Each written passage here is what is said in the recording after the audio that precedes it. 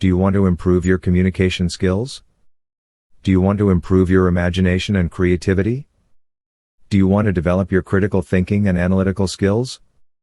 Do you want to have a new perspective on life and the world? Unfortunately, all this requires a lot of work and study. Ask yourself the following. How much time did you waste listening to music? How much time have you wasted watching TV or social media? How much did they improve your imagination, creativity, and communication skills? They probably did, but very little. What if I tell you there is a better way for all of this? What is this method? I will explain to you, but don't forget to subscribe to our channel. Weeeeel, you will be surprised and maybe disappointed, but keep in mind that what I propose will not waste your time at all. What you can do is to listen to poetry instead of music.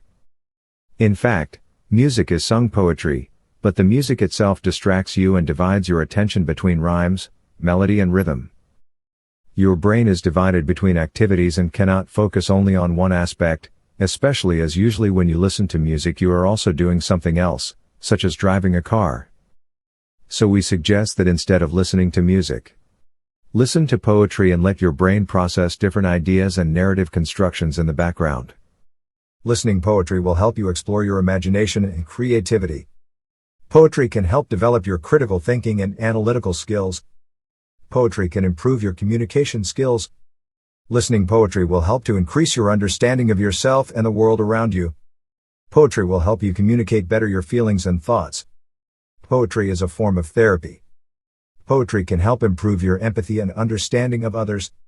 Poetry is a form of relaxation and will help you to reduce stress and anxiety. Poetry can improve your mental well-being and boost your mood. Poetry can inspire you and give you a new perspective on life. Poetry can help you connect with other people and cultures. Poetry is an important part of your heritage and can help you appreciate the beauty of language. Poetry helps you to improve your ideas. So, why should we listen to poetry? Because poetry feeds our soul and our humanity. Here's a challenge. I've created for you a top 100 with the best poems of English literature written by the greatest poets. Do you think your brain will be able to process so much information? 100 poems? It will not be an easy task to listen to it all. Do you think you can do it? I dare you. Welcome to Top 100 Most Famous Poems of English Literature. Number 100. I Like to See It Lap the Miles. By Emily Dickinson. I like to see it lap the miles, and lick the valleys up, and stop to feed itself at tanks, and then prodigious step around a pile of mountains, and supercilious, peer in shanties by the sides of roads, and then a quarry pair to fit its sides, and crawl between, complaining all the while in horrid, hooting stanza, then chase itself downhill. And neigh like Boanerges, then punctual as a star, stop, docile and omnipotent, at its own stable door. Number 99. Simplicity. How happy is the little stone by Emily Dickinson. How happy is the little stone that rambles in the road alone, and doesn't care about careers, and exigencies never fears, whose coat of elemental brown a passing universe put on, and independent as the sun, associates or glows alone, fulfilling absolute decree in casual simplicity. Number 98. A Dream, by Edgar Allan Poe. In visions of the dark night I have dreamed of joy departed, but a waking dream of life and light hath left me broken-hearted. Ah, what is not a dream by day to him whose eyes are cast on things around him with a ray turned back upon the past? That holy dream, while all the world were chiding, hath cheered me as a lovely beam a lonely spirit guiding. What though that light throw storm and night, so trembled from afar? What could there be more purely bright in truth's day star? Number 97. Casabianca, by Felicia Hemans. The boy stood on the burning deck, whence all but him had fled, the flame that lit the battle's wreck shone round him o'er the dead. Yet beautiful and bright he stood, as born to rule the storm, a creature of heroic blood, a proud though childlike form. The flames rolled on, he would not go without his father's word, that father, faint in death below, his voice no longer heard. He called aloud, "Say, Father, say if yet my task is done." He knew not that the chieftain lay unconscious of his son. "Speak, Father." Once again he cried, "If I may yet be gone." And but the booming shots replied, and fast the flames rolled on.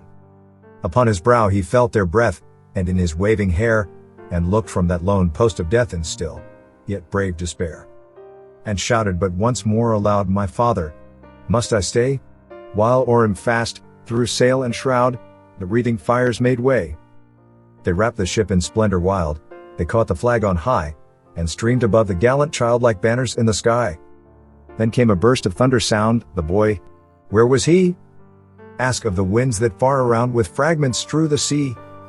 With mast, and helm, and pennon fair, that well had borne their part, but the noblest thing that perished there was that young, faithful heart. Number 96. The Eagle, by Alfred Lord Tennyson. He clasps the crag with crooked hands, close to the sun in lonely lands, ringed with the azure world, he stands. The wrinkled sea beneath him crawls, he watches from his mountain walls, and like a thunderbolt he falls. Number 95. The Arrow and the Song, by Henry Wadsworth Longfellow. I shot an arrow into the air, fell to earth, I knew not where, for so swiftly it flew, the sight could not follow it in its flight. I breathed a song into the air, it fell to earth, I knew not where, for who has sight so keen and strong, that it can follow the flight of song? Long, long afterward, in an oak I found the arrow, still unbroke, and the song, from beginning to end, I found again in the heart of a friend. Please don't forget to subscribe to our channel and follow us. Thank you. Number 94. In Memoriam A. H. by Alfred Lord Tennyson. Ring out wild bells, to the wild sky, the flying cloud, the frosty light, the year is dying in the night, ring out, wild bells, and let him die. Ring out the old, ring in the new, ring, happy bells, across the snow, the year is going, let him go, ring out the false, ring in the true. Ring out the grief that saps the mind for those that here we see no more, ring out the feud of rich and poor, ring in redress to all mankind. Ring out a slowly dying cause, and ancient forms of party strife, ring in the nobler modes of life, with sweeter manners, purer laws. Ring out the want, the care, the sin, the faithless coldness of the times, ring out my mournful rhymes, but ring the fuller minstrel in. Ring out false pride in place and blood, the civic slander and the spite, ring in the love of truth and right, ring in the common love of good. Ring out old shapes of foul disease, ring out the narrowing lust of gold, ring out the thousand wars of old, ring in the 1,000 years of peace. Ring in the valiant man and free, the larger heart, the kindlier hand, ring out the darkness of the land, ring in the Christ that is to be. Number 93. If I Can Stop One Heart from Breaking, by Emily Dickinson. If I can stop one heart from breaking, I shall not live in vain. If I can ease one life the aching, or cool one pain, or help one fainting robin unto his nest again, I shall not live in vain. Number 92. There is no frigate like a book, by Emily Dickinson. There is no frigate like a book to take us lands away, nor any coursers like a page of prancing poetry. This traverse may the poorest take without oppressive toll. How frugal is the chariot that bears a human soul. Number 91. The Night Has 1,000 Eyes, by Francis William Bourdillon. The night has 1,000 eyes, and the day but one, yet the light of the bright world dies with the dying sun. The mind has 1,000 eyes, and the heart but one, yet the light of a whole life dies when love is done. Don't forget to subscribe to our channel. Number 90. When We Two Parted, by George Gordon, Lord Byron. When we two parted in silence and tears, half broken-hearted to sever for years, pale grew thy cheek and colder thy kiss, truly that hour foretold sorrow to this. The dew of the morning sunk chill on my brow, it felt like the warning of what I feel now. Thy vows are all broken, and light is thy fame, I hear thy name spoken, and share in its shame. They name thee before me, a knell to mine ear, a shudder comes o'er me, why wert thou so dear? They know not I knew thee, who knew thee too well, long shall I rue thee, too deeply to tell. In secret we met, in silence I grieve, that thy heart could forget, thy spirit deceive. If I should meet thee after long years, how should I greet thee? With silence and tears. Number 89. Fog, by Carl Sandburg. The fog comes on little cat feet. It sits looking over harbor and city on silent haunches and then moves on. Number 88. Sea Fever, by John Masefield.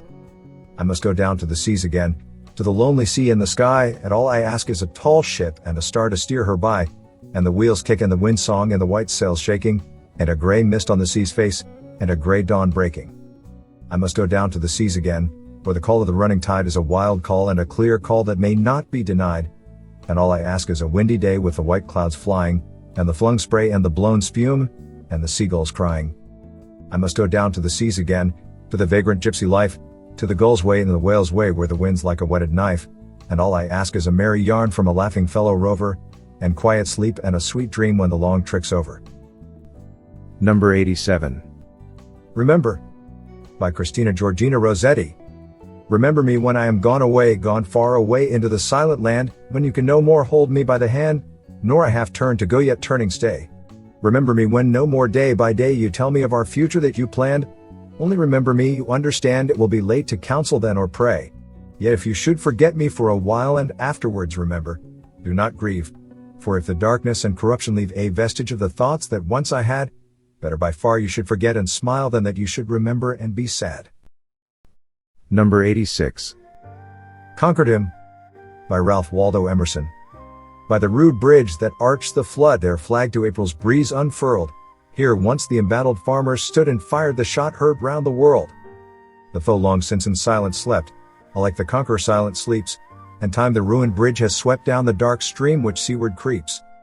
On this green bank, by this soft stream, we set today a votive stone, that memory may their deed redeem, when, like our sires, our sons are gone. Spirit that made those heroes dare to die and leave their children free, bid time and nature gently spare the shaft we raise to them and thee.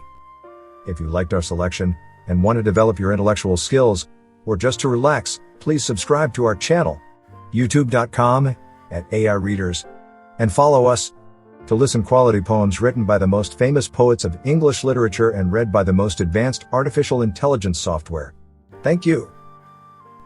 Number 85. The Chambered Nautilus, by Oliver Wendell Holmes. This is the ship of pearl, which, poets feign, sails the unshadowed main, the venturous bark that flings on the sweet summer wind its purpled wings in gulfs enchanted, where the siren sings, and coral reefs lie bare, where the cold sea maids rise to sun their streaming hair. Its webs of living gauze no more unfurl, wrecked is the ship of pearl. And every chambered cell, where its dim dreaming life was wont to dwell, as the frail tenant shaped his growing shell, before thee lies revealed, its iris ceiling rent, its sunless crypt unsealed.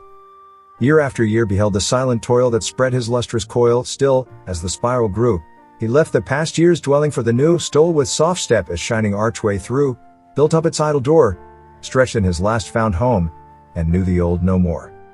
Thanks for the heavenly message brought by thee, child of the wandering sea, cast from her lap, forlorn. From thy dead lips a clearer note is born than ever Triton blew from wreathed horn. While on mine ear it rings, through the deep caves of thought I hear a voice that sings, build thee more stately mansions, O my soul, as the swift seasons roll. Leave thy low vaulted past.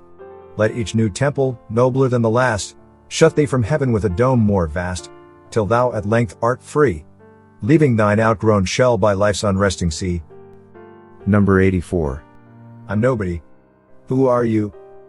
By Emily Dickinson. I'm nobody. Who are you? Are you nobody too? Then there's a pair of us, don't tell. They'd banish us, you know. How dreary to be somebody. How public, like a frog to tell your name the livelong day to an admiring bog. Number 83. Alone, by Edgar Allan Poe. From childhood's hour I have not been as others were, I have not seen as others saw, I could not bring my passions from a common spring, from the same source I have not taken my sorrow, I could not awaken my heart to joy the same tone, and all I loved alone then my childhood, in the dawn of a most stormy life, was drawn from every depth of good and ill the mystery which binds me still, from the torrent, or the fountain, from the red cliff of the mountain, from the sun that round me rolled in its autumn tint of gold, from the lightning in the sky as it passed me flying by, from the thunder and the storm, and the cloud that took the form, when the rest of heaven was blue, of a demon in my view. Number 82. Pioneers, O pioneers, by Walt Whitman. Come my tan-faced children, follow well in order, get your weapons ready, have you your pistols? Have you your sharp-edged axes? Pioneers, O pioneers, for we cannot tarry here, we must march my darlings, we must bear the brunt of danger, we the youthful sinewy races, all the rest on us depend, pioneers. Oh pioneers. Oh you youths, Western youths, so impatient, full of action, full of manly pride and friendship, plain I see you Western youths, see you tramping with the foremost, pioneers. Oh pioneers. Have the elder races halted? Do they droop and end their lesson, wearied, over there beyond the seas? We take up the task eternal, and the burden, and the lesson, pioneers. Oh pioneers. All the past we leave behind, we debouch upon a newer, mightier world, varied world, fresh and strong the world we seize, world of labor in the march, pioneers. Oh pioneers. We detachments steady throwing down the edges, through the passes, up the mountains steep, conquering, holding, daring, venturing as we go. The unknown ways, pioneers. Oh pioneers. We primeval forests felling, we the rivers stemming, vexing we, and piercing deep the mines within. We the surface broad surveying, we the virgin soil upheaving, pioneers. Oh pioneers. Colorado men are we, from the peaks gigantic, from the great Sierras and the high plateaus, from the mine and from the gully, from the hunting trail we come, pioneers. Oh pioneers. From Nebraska, from Arkansas, central inland race are we, from Missouri, with the continental blood interveined, all the hands of comrades clasping, all the southern, all the northern pioneers. Oh pioneers. Oh resistless, restless race. Oh beloved race in all. Oh my breast aches with tender love for all. Oh I mourn and yet exult, I am wrapped with love for all, pioneers. Oh pioneers. Raise the mighty mother mistress, waving high the delicate mistress, over all the starry mistress, bend your heads all, raise the fanged and warlike mistress, stern, impassive, weapon mistress, pioneers. Oh pioneers. See, my children, resolute children, by those swarms upon our rear, we must never yield or falter, ages back in ghostly millions, frowning there behind us urging, pioneers. Oh pioneers. On and on, the compact ranks, with accessions ever waiting, with the places of the dead quickly filled, through the battle, through defeat, moving yet and never stopping, pioneers. Oh pioneers. Oh to die advancing on. Are there some of us to droop and die? Has the hour come? Then upon the march we fittest die soon and sure the gap is filled, pioneers. Oh pioneers, all the pulses of the world, falling in. They beat for us, with the Western movement beat, holding single or together. Steady moving, to the front, all for us, pioneers. Oh pioneers.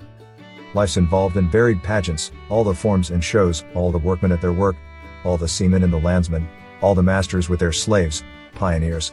Oh pioneers.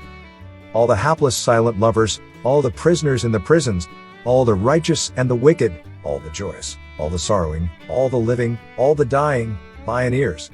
Oh pioneers.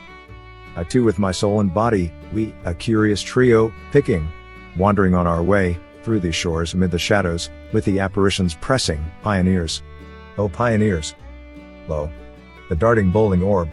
Lo, the brother orbs around.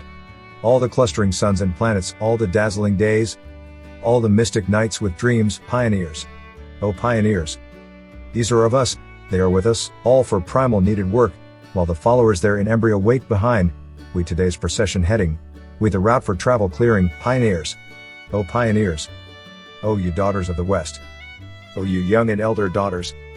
Oh you mothers and you wives. Never must you be divided, in our ranks you move united, pioneers. Oh pioneers. Minstrels latent on the prairies. Shrouded bards of other lands. You may sleep. You have done your work, soon I hear you coming warbling. Soon you rise and tramp amid us, pioneers. Oh pioneers. Not for delectation sweet, not the cushion and the slipper, not the peaceful and the studious, not the riches safe and palling, not for us the tame enjoyment, pioneers. Oh pioneers. Do the feasters gluttonous feast? Do the corpulent sleepers sleep? Have they locked and bolted doors? Still be ours the diet hard, and the blanket on the ground, pioneers. Oh pioneers. As the night descended, was the road of late so toilsome? Did we stop discouraged, nodding on our way? Yet a passing hour I yield you, in your tracks to pause oblivious, pioneers. Oh pioneers. Till with sound of trumpet, far, far off the daybreak call, hark! How loud and clear I hear it wind, swift. To the head of the army, swift. Spring to your places, pioneers. Oh pioneers. Number 81. A bird came down the walk. by Emily Dickinson. A bird came down the walk, he did not know I saw, he bit an angleworm in halves and ate the fellow, raw. And then he drank a dew from a convenient grass, and then hopped sidewise to the wall to let a beetle pass. He glanced with rapid eyes that hurried all abroad, it looked like frightened beads, I thought. He stirred his velvet head. Like one in danger cautious, I offered him a crumb, and he unrolled his feathers, and rode him softer home. Then oars divide the ocean, 2 silver for a seam, or butterflies, off banks of noon, leap, flashless, as they swim. If you liked our selection, and want to develop your intellectual skills, or just to relax, please subscribe to our channel, youtube.com/AI-readers, and follow us to listen quality poems written by the most famous poets of English literature and read by the most advanced artificial intelligence software. Thank you. Number 80. All the World's a Stage, by William Shakespeare. All the world's a stage, and all the men and women merely players, they have their exits and their entrances, and one man in his time plays many parts, his acts being 7 ages. At first the infant mewling and puking in the nurse's arms, and then the whining schoolboy, with his satchel and shining morning face, creeping like snail unwillingly to school. And then the lover, sighing like furnace, with a woeful ballad made to his mistress' eyebrow. Then a soldier, full of strange oaths, and bearded like the pard, jealous in honor, sudden and quick in quarrel, seeking the bubble reputation even in the cannon's mouth. And then the justice, in fair round belly with good capon lind, with eyes severe and beard a formal cut, full of wise saws and modern instances. And so he plays his part. The 6th age shifts into the lean and slippered pantaloon, with spectacles on nose and pouch on side. His youthful hose well sad, a world too wide for his shrunk shank, and his big manly voice, turning again toward childish treble, pipes and whistles in his sound. Last scene of all, that ends this strange eventful history, is second childishness and mere oblivion, sans teeth, sans eyes, sans taste, sans everything. Number 79. Frost at Midnight, by Samuel Taylor Coleridge. The frost performs its secret ministry, unhelped by any wind. The owlet's cry came loud, and hark, again. Loud as before. The inmates of my cottage, all at rest, have left me to that solitude, which suits abstruser musings, save that at my side my cradled infant slumbers peacefully. 'Tis calm indeed. So calm that it disturbs and vexes meditation with its strange and extreme silentness. Sea, hill and wood, this populous village. Sea, and hill and wood, with all the numberless goings-on of life, inaudible as dreams. The thin blue flame lies on my low burnt fire, and quivers not, only that film, which fluttered on the grate, still flutters there, the sole unquiet thing. Methinks its motion in this hush of nature gives it dim sympathies with me who live, making it a companionable form, whose puny flaps and freaks the idling spirit by its own moods interprets, everywhere echo or mirror seeking of itself, and makes a toy of thought. But oh, how oft, at school, with most believing mind, precedful, have I gazed upon the bars, to watch that fluttering stranger. And as oft with unclosed lids already had I dreamt of my sweet birthplace, and the old church tower, whose bells, the poor man's only music, rang from morn to evening, all the hot fair day so sweetly, that they stirred and haunted me with a wild pleasure, falling on mine ear most like articulate sounds of things to come. So gazed I, till the soothing things I dreamt lulled me to sleep, and sleep prolonged my dreams. And so I brooded all the following morn, awed by the stern preceptor's face, mine I fixed with mock study on my swimming book, save if the door half opened, and I snatched a hasty glance, and still my heart leapt up, for still I hoped to see the stranger's face, townsman, or aunt, or sister more beloved, my playmate when we both were clothed alike. Dear babe, that sleepest cradled by my side, whose gentle breathings heard in this deep calm, fill up the interspersed vacancies and momentary pauses of the thought. My babe so beautiful. It thrills my heart with tender gladness thus to look at thee, and think that thou shalt learn far other lore and in far other scenes. For I was reared in the great city, pent mid cloisters dim, and saw not lovely but the sky and stars. But thou, my babe, shalt wander like a breeze by lakes and sandy shores, beneath the crags of ancient mountain, and beneath the clouds, which image in their bulk both lakes and shores and mountain crags. So shalt thou see and hear the lovely shapes and sounds intelligible of that eternal language, which thy God utters, who fro eternity doth teach himself in all, and all things in himself. Great universal teacher, he shall mold thy spirit, and by giving make it ask. Therefore all seasons shall be sweet to thee, whether the summer clothe the general earth with greenness, or the redbreast sit and sing betwixt the tufts of snow on the bare branch of mossy apple tree, while the nigh thatch smokes in the sun thaw, whether the eve drops fall heard only in the trances of the blast, or if the secret ministry of frost shall hang them up in silent icicles, quietly shining to the quiet moon. Number 78. Who has seen the wind? By Christina Rossetti. Who has seen the wind?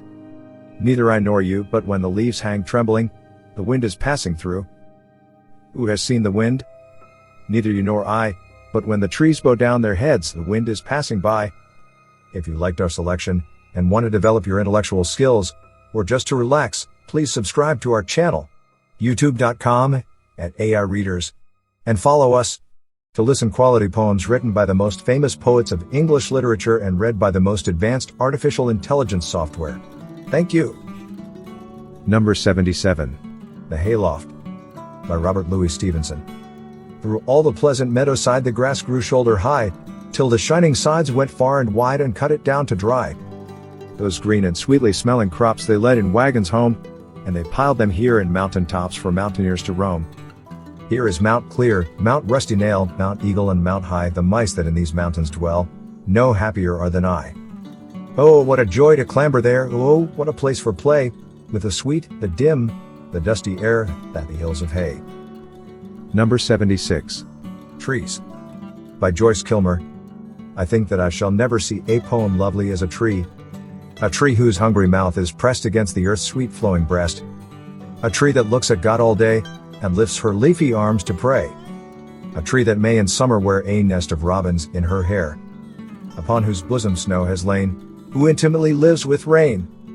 Poems are made by fools like me, but only God can make a tree. Number 75. Good Timber. By Douglas Mallock. The tree that never had to fight for sun and sky and air and light, but stood out in the open plain and always got its share of rain, never became a forest king but lived and died a scrubby thing. The man who never had to toil to gain and farm his patch of soil, who never had to win his share of sun and sky and light and air, never became a manly man but lived and died as he began. Good timber does not grow with ease. The stronger wind, the stronger trees, the further sky, the greater length, the more the storm, the more the strength. By sun and cold, by rain and snow, in trees and men good timbers grow. Where thickest lies the forest growth we find the patriarchs of both. And they hold counsel with the stars whose broken branches show the scars of many winds and much of strife. This is the common law of life. Number 74. The Village Blacksmith. By Henry Wadsworth Longfellow. Under a spreading chestnut tree the village smithy stands, the smith, a mighty man is he, with large and sinewy hands, and the muscles of his brawny arms are strong as iron bands. His hair is crisp, and black, and long, his face is like the tan, his brow is wet with honest sweat, he earns whate'er he can, and looks the whole world in the face, for he owes not any man. Week in, week out, from morn till night, you can hear his bellows blow, you can hear him swing his heavy sledge, with measured beat and slow, like a sexton ringing the village bell, when the evening sun is low. And children coming home from school look in at the open door, they love to see the flaming forge, and hear the bellows roar, and catch the burning sparks that fly like chaff from a threshing floor. He goes on Sunday to the church, and sits among his boys, he hears the parson pray and preach, he hears his daughter's voice, singing in the village choir, and it makes his heart rejoice. It sounds to him like her mother's voice, singing in paradise. He needs must think of her once more, how in the grave she lies, and with his hard, rough hand he wipes a tear out of his eyes. Toiling, rejoicing, sorrowing, onward through life he goes, each morning sees some task begin, each evening sees it close, something attempted, something done, has earned a night's repose. Thanks to thee, my worthy friend, for the lesson thou hast taught. Thus at the flaming forge of life our fortunes must be wrought, thus on its sounding anvil shaped each burning deed and thought. Number 73. Tell all the truth but tell it slant. By Emily Dickinson. Tell all the truth but tell it slant, success in circuit lies too bright for our infirm delight, the truth's superb surprise as lightning to the children eased with explanation kind, the truth must dazzle gradually, or every man be blind. Number 72. Abu Ben Adhem. By Leigh Hunt.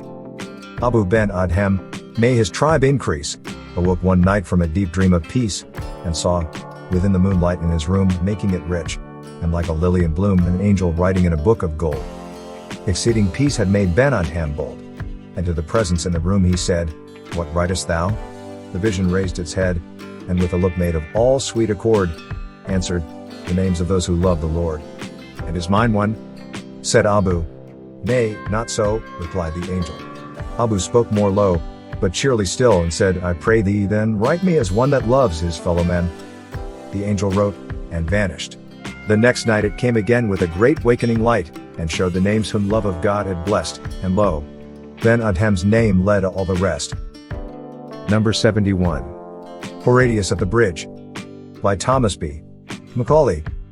Lars Porsena of Clusium. By the 9 gods he swore that the great house of Tarquin should suffer wrong no more.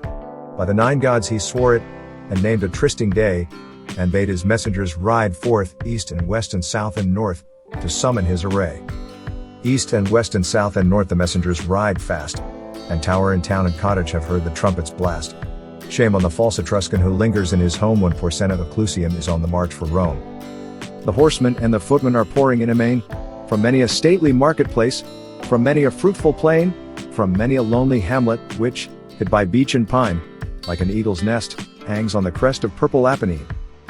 The harvests of Arretium this year old men shall reap this year, young boys in Umbro shall plunge the struggling sheep, and in the vats of Luna this year, the must shall foam round the white feet of laughing girls whose sires have marched to Rome. There be 30 chosen prophets, the wisest of the land, who alway by Lars Porsena both morn and evening stand. Evening and morn the 30 have turned the verses o'er, traced from the right on linen white by mighty seers of yore. And with one voice the 30 have their glad answer given, Go forth, Lars Porsena, go forth, beloved of heaven, go, and return in glory to Clusium's royal dome, and hang round Nursia's altars the golden shields of Rome. And now hath every city sent up her tale of men, the foot are 80,000, the horse are thousands 10. Before the gates of Sutrium is met the great array. A proud man was Lars Porsena upon the trysting day. For all the Etruscan armies were ranged beneath his eye, and many a banished Roman, and many a stout ally, and with a mighty following to join the muster came the Tusculan Mamilius, prince of the Latian name. But by the yellow Tiber was tumult and affright, from all the spacious Champaign to Rome men took their flight. A mile around the city, the throng stopped up the ways, a fearful sight it was to see through 2 long nights and days. Now, from the rock Tarpeian, could the wan burghers spy the line of blazing villages red in the midnight sky. The fathers of the city, they sat all night and day, for every hour some horseman came with tidings of dismay. To eastward and to westward have spread the Tuscan bands, nor house nor fence, nor dovecot, in Crustumerium stands. For Benedown to Ostia hath wasted all the plain, Astur hath stormed Janiculum, and the stout guards are slain. I wis in all the senate, there was no heart so bold, but sore it ached, and fast it beat, when that ill news was told. Forthwith up rose the consul, up rose the fathers all, in haste they girded up their gowns, and hied them to the wall. They held a council standing before the river gate. Short time was there, you well may guess, for musing or debate. Out spoke the consul roundly, the bridge must straight go down, for, since Janiculum is lost, naught else can save the town. Just then a scout came flying, all wild with haste and fear. To arms! To arms! Sir Consul Lars Porsena is here. On the low hills to westward the consul fixed his eye, and saw the swarthy storm of dust rise fast along the sky. And nearer, fast, and nearer doth the red whirlwind come, and louder still, and still more loud, from underneath that rolling cloud, is heard the trumpet's war note proud, the trampling and the hum. And plainly and more plainly now through the gloom appears, far to left and far to right, in broken gleams of dark blue light, the long array of helmets bright, the long array of spears. And plainly and more plainly, above the glimmering line, now might ye see the banners of 12 fair cities shine, but the banner of proud Clusium was the highest of them all, the terror of the Umbrian, the terror of the Gaul. Fast by the royal standard, o'erlooking all the war, Lars Porsena of Clusium sat in his ivory car. By the right will rode Mamilius, prince of the Latian name, and by the left false Sextus, that wrought the deed of shame. But when the face of Sextus was seen among the foes, a yell that rent the firmament from all the town arose. On the housetops was no woman but spat toward him and hissed, no child but screamed out curses, and shook its little fist.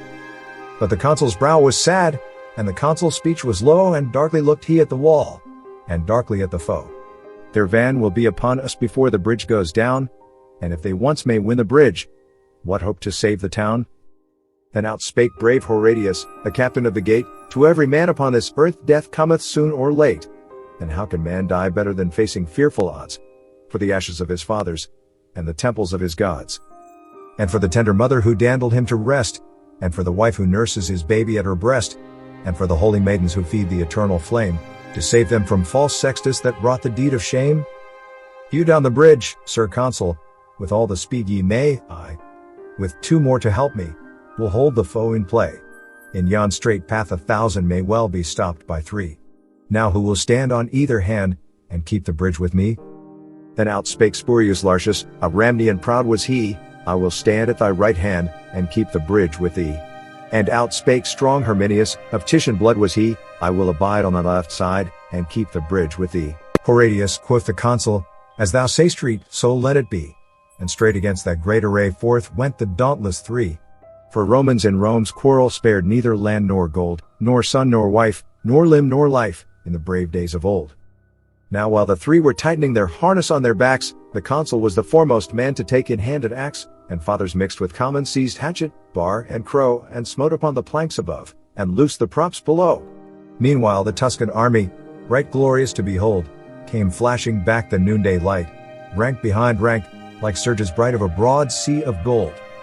400 trumpets sounded a peal of warlike glee, as that great host, with measured tread, and spears advanced, and ensigns spread, rolled slowly toward the bridge's head, where stood the dauntless 3. The 3 stood calm and silent, and looked upon the foes, and a great shout of laughter from all the vanguard rose. And forth 3 chiefs came spurring before the deep array, to earth they sprang, their swords they drew, and lifted high their shields, and flew to win the narrow way. Honest from green Tifernum, lord of the hill of vines, and Seius, whose 800 slaves sicken in Ilva's mines, and Picus, long to Clusium vassal in peace and war, who led to fight his Umbrian powers from that grey crag where, girt with towers, the fortress of Nequinum lowers o'er the pale waves of Nar. Stout Lartius hurled down on us into the stream beneath, Herminius struck at Seius, and clove him to the teeth, at Picus brave Horatius darted one fiery thrust, and the proud Umbrians' gilded arms clashed in the bloody dust. Then Ocnus of Phalerii rushed on the Roman 3, and Lausulus of Ergo, the rover of the sea, Aruns of Volsinium, who slew the great wild boar that had his den amid the reeds of Cosus fen, and wasted fields and slaughtered men along Albinia's shore. Herminius smote down Aruns, Lartius laid Ocnus low, right to the heart of Lausulus Horatius sent a blow. Lie there, he cried, fell pirate. No more, aghast and pale, from Ostia's walls the crowd shall mark the tracks of thy destroying bark. No more Campania's hinds shall fly to woods and caverns when they spy thy thrice accursed sail. But now no sound of laughter was heard among the foes. A wild and wrathful clamor from all the vanguard rose. 6 spears' length from the entrance halted that deep array, and for a space no man came forth to win the narrow way. But hark! The cry is Astur, and lo! The ranks divide, and the great lord of Luna comes with his stately stride. Upon his ample shoulders clangs loud the fourfold shield, and in his hand he shakes the brand which none but he can wield. He smiled on those bold Romans, a smile serene and high. He eyed the flinching Tuscans, and scorn was in his eye. Quoth he, the she-wolf's litter stands savagely at bay, but will ye dare to follow, if Astur clears the way?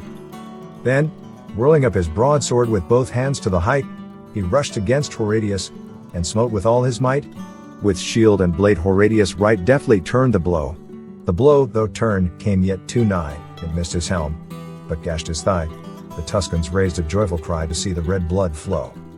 He reeled, and on Herminius he leaned one breathing space, then, like a wildcat mad with wounds, sprang right at Astur's face. Through teeth, and skull, and helmet so fierce a thrust he sped, the good sword stood a handbreadth out behind the Tuscan's head. And the great lord of Luna fell at the deadly stroke, as falls on Mount Alvernus a thunder-smitten oak. Far o'er the crashing forest the giant arms lie spread, and the pale augurs, muttering low, gaze on the blasted head. On Astur's throat Horatius right firmly pressed his heel, and thrice and 4 times tugged amain ere he wrenched out the steel. And see, he cried, the welcome fair guests, that waits you here. What noble Lucamo comes next to taste our Roman cheer? But at his haughty challenge a sullen murmur ran, mingled of wrath, and shame, and dread, along that glittering van. There lacked not men of prowess, nor men of lordly race, for all Etruria's noblest were round the fatal place. But all Etruria's noblest felt their hearts sink to see on the earth the bloody corpses, in the path the dauntless three. And from the ghastly entrance where those bold Romans stood, all shrank, like boys who unaware, ranging the woods to start a hare, come to the mouth of the dark lair where, growling low, a fierce old bear lies amid bones and blood. Was none who would be foremost to lead such dire attack, but those behind cried forward, and those before cried back. And backward now and forward wavers the deep array, and on the tossing sea of steel to and fro the standards reel, and the victorious trumpet peal dies fitfully away. Yet one man for one moment strode out before the crowd, well known was he to all the three, and they gave him greeting loud, "Now welcome, welcome, Sextus! Now welcome to thy home. Why dost thou stay, and turn away? Here lies the road to Rome." Thrice looked he at the city, thrice looked he at the dead, and thrice came on in fury, and thrice turned back in dread, and white with fear and hatred, scowled at the narrow way where, wallowing in a pool of blood, the bravest Tuscans lay. But meanwhile axe and lever have manfully been plied, and now the bridge hangs tottering above the boiling tide. Come back, Horatius!" loud cried the fathers all. "Back, Lartius! Back, Herminius! Back, ere the ruin fall!" Back darted Spurius Lartius, Herminius darted back, and if they passed, beneath their feet they felt the timbers crack. But when they turned their faces, and on the farther shore saw brave Horatius stand alone, they would have crossed once more. But with a crash like thunder fell every loosened beam, and like a dam the mighty wreck lay right athwart the stream, and a long shout of triumph rose from the walls of Rome, as to the highest turret tops was splashed the yellow foam. And, like a horse unbroken when first he feels the rein, the furious river struggled hard, and tossed his tawny mane, and burst the curb, and bounded, rejoicing to be free, and whirling down, in fierce career, battlement, and plank and pier, rushed headlong to the sea. Alone stood brave Horatius, but constant still in mind, thrice 30,000 foes before, and the broad flood behind. "Down with him!" cried false Sextus, with a smile on his pale face. "Now yield thee," cried Lars Porsenna, "now yield thee to our grace." Round turned he as not deigning those craven ranks to see, not spake he to Lars Porsenna, to Sextus not spake he, but he saw on Palatinus the white porch of his home, and he spake to the noble river that rolls by the towers of Rome. "O Tiber, Father Tiber, to whom the Romans pray, Roman's life, a Roman's arms, take thou in charge this day." So he spake, and speaking sheathed the good sword by his side, and, with his harness on his back, plunged headlong in the tide. No sound of joy or sorrow was heard from either bank, but friends and foes in dumb surprise, with parted lips and straining eyes, stood gazing where he sank, and when above the surges they saw his crest appear, all Rome sent forth a rapturous cry, and even the ranks of Tuscany could scarce forbear to cheer. And fiercely ran the current, swollen high by months of rain, and fast his blood was flowing, and he was sore in pain, and heavy with his armor, and spent with changing blows, and oft they thought him sinking, but still again he rose. Never, I ween, did swimmer, in such an evil case, struggle through such a raging flood safe to the landing place, but his limbs were borne up bravely by the brave heart within, and our good father Tiber bore bravely up his chin. "Curse on him," quoth false Sextus, "will not the villain drown? But for this stay ere close of day we should have sacked the town." "Heaven help him," quoth Lars Porsenna, "and bring him safe to shore, for such a gallant feat of arms was never seen before. And now he feels the bottom, now on dry earth he stands, now round him throng the fathers to press his gory hands, and now with shouts and clapping, and noise of weeping loud, he enters through the river gate borne by the joyous crowd. They gave him of the corn land, that was a public right, as much as 2 strong oxen could plow from morn till night, and they made a molten image, and set it up on high, and there it stands unto this day to witness, if I lie. It stands in the Comedium plain for all folk to see, Horatius in his harness, halting upon one knee, and underneath is written, in letters all of gold, how valiantly he kept the bridge in the brave days of old. And still his name sounds stirring unto the men of Rome, as the trumpet blast that cries to them to charge the ocean home, and wives still pray to Juno for boys with hearts as bold as his who kept the bridge so well in the brave days of old. And in the nights of winter, when the cold north winds blow, and the long howling of the wolves is heard amid the snow, when round the lonely cottage roars loud the tempest din, and the good logs of Algigus roar louder yet within. When the oldest cask is opened, and the largest lamp is lit, when the chestnuts glow in the embers, and the kid turns on the spit, when young and old encircle around the firebrands close, when the girls are weaving baskets, and the lads are shaping bows. When the goodman mends his armor and trims his helmet's plume, when the goodwife shuttle merrily goes flashing through the loom, with weeping and with laughter still is the story told, how well Horatius kept the bridge in the brave days of old. Don't forget to subscribe to our channel. Number 70. Love's Secret. By William Blake. Never seek to tell thy love, love that never told can be, for the gentle wind doth move silently, invisibly. I told my love, I told my love, I told her all my heart, trembling cold, in ghastly fears. Ah, she did depart. Soon after she was gone from me, a traveler came by, silently, invisibly, he took her with a sigh. Number 69. Auguries of Innocence. By William Blake. To see a world in a grain of sand, and a heaven in a wild flower, hold infinity in the palm of your hand, and eternity in an hour. A robin redbreast in a cage puts all heaven in a rage.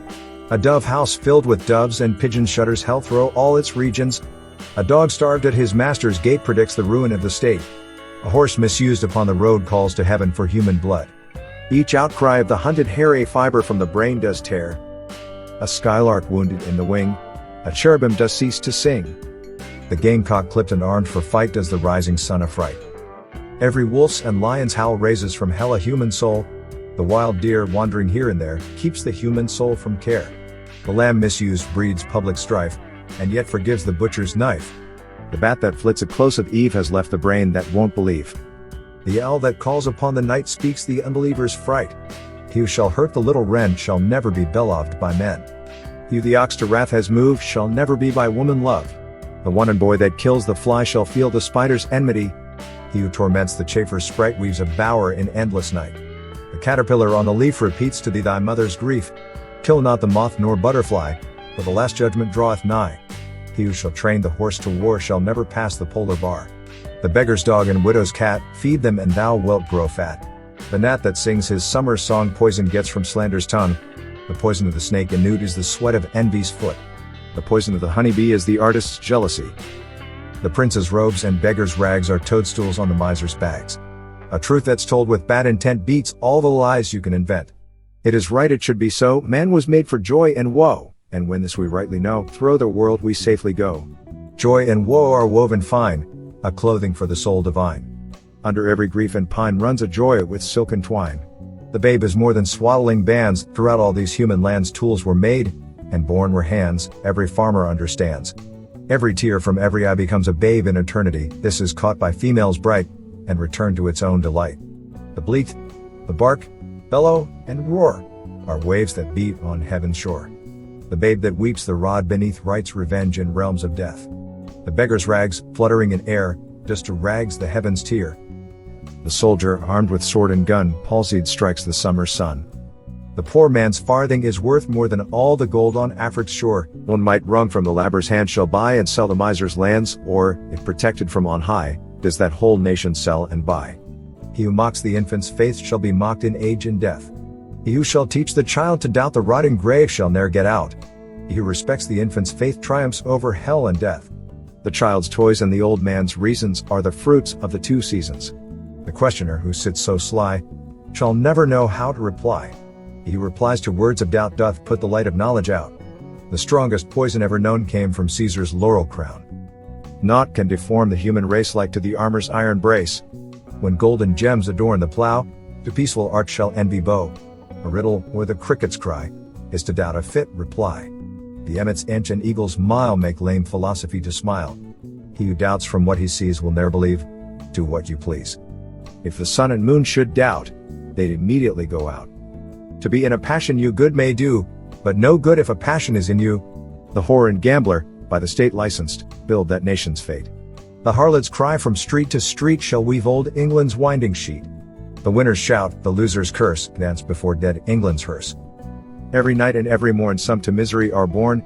Every morn and every night some are born to sweet delight. Some are born to sweet delight. Some are born to endless night. We are led to believe a lie when we see not through the eye, which was born in a night to perish in a night, when the soul slept in beams of light.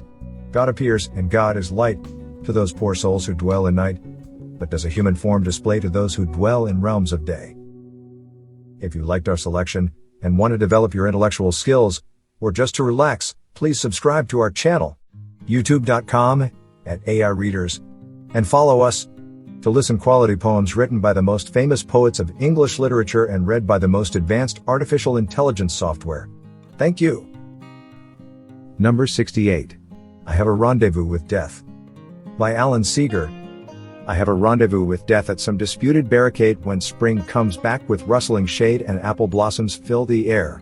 I have a rendezvous with death when spring brings back blue days and fair.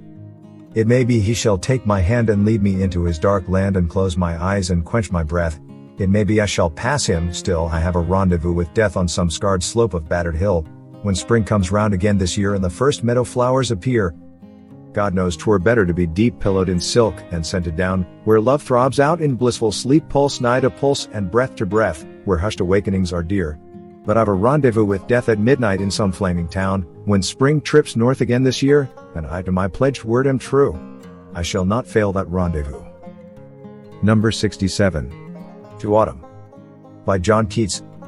Season of mists and mellow fruitfulness, close bosom friend of the maturing sun, conspiring with him how to load and bless with fruit the vines that round the thatch eaves run, to bend with apples the mossed cottage trees, and fill all fruit with ripeness to the core, to swell the gourd, and plump the hazel shells with a sweet kernel, to set budding more and still more, later flowers for the bees until they think warm days will never cease, for summer has o'erbrimmed their clammy cells. Who hath not seen thee oft amid thy store? Sometimes whoever seeks abroad may find thee sitting careless on a granary floor, thy hair soft lifted by the winnowing wind, or on a half-reaped furrow sound asleep, drowse with the fume of poppies, while thy hook spares the next swath, and all its twined flowers, and sometimes like a gleaner thou dost keep steady, thy laden head across a brook, or by a cider press, with patient look, thou watchest the last oozings hours by hours. Where are the songs of spring? Where are they? Think not of them, thou hast thy music too, while barred clouds bloom the soft dying day, and touch the stubble plains with rosy hue. Then in a wailful choir the small gnats mourn among the river sallows, borne aloft or sinking as the light wind lives or dies, and full-grown lambs loud bleat from hilly bourne. Hedge crickets sing, and now with treble soft the redbreast whistles from a garden croft, and gathering swallows twitter in the skies. Number 66. My Life Had Stood, a Loaded Gun. By Emily Dickinson. My life had stood, a loaded gun in corners, till a day the owner passed, identified and carried me away. And now we roam in sovereign woods, and now we hunt the doe, and every time I speak for him the mountains straight reply. And do I smile, such cordial light upon the valley glow, it is as a Vesuvian face had let its pleasure through. And when at night our good day done I guard my master's head, 'tis better than the eider duck's deep pillow, to have shared. To foe of his I'm deadly foe, none stir the second time on whom I lay a yellow eye or an emphatic thumb. Though I than he may longer live, he longer must than I, for I have but the power to kill, without the power to die. Number 65. A Valentine. By Edgar Allan Poe.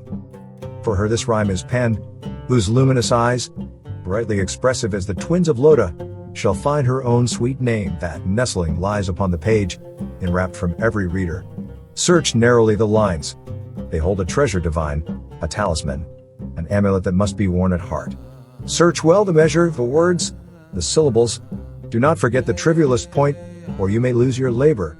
And yet there is in this no Gordian knot, which one might not undo without a saber, if one could merely comprehend the plot. And written upon the leaf where now our peering eyes scintillating soul, there lie perdu three eloquent words oft uttered in the hearing of poets, by poets, as the name is a poet's too. Its letters, although naturally lying like the night Pinto, Mendez Ferdinando, still form a synonym for truth. Cease trying.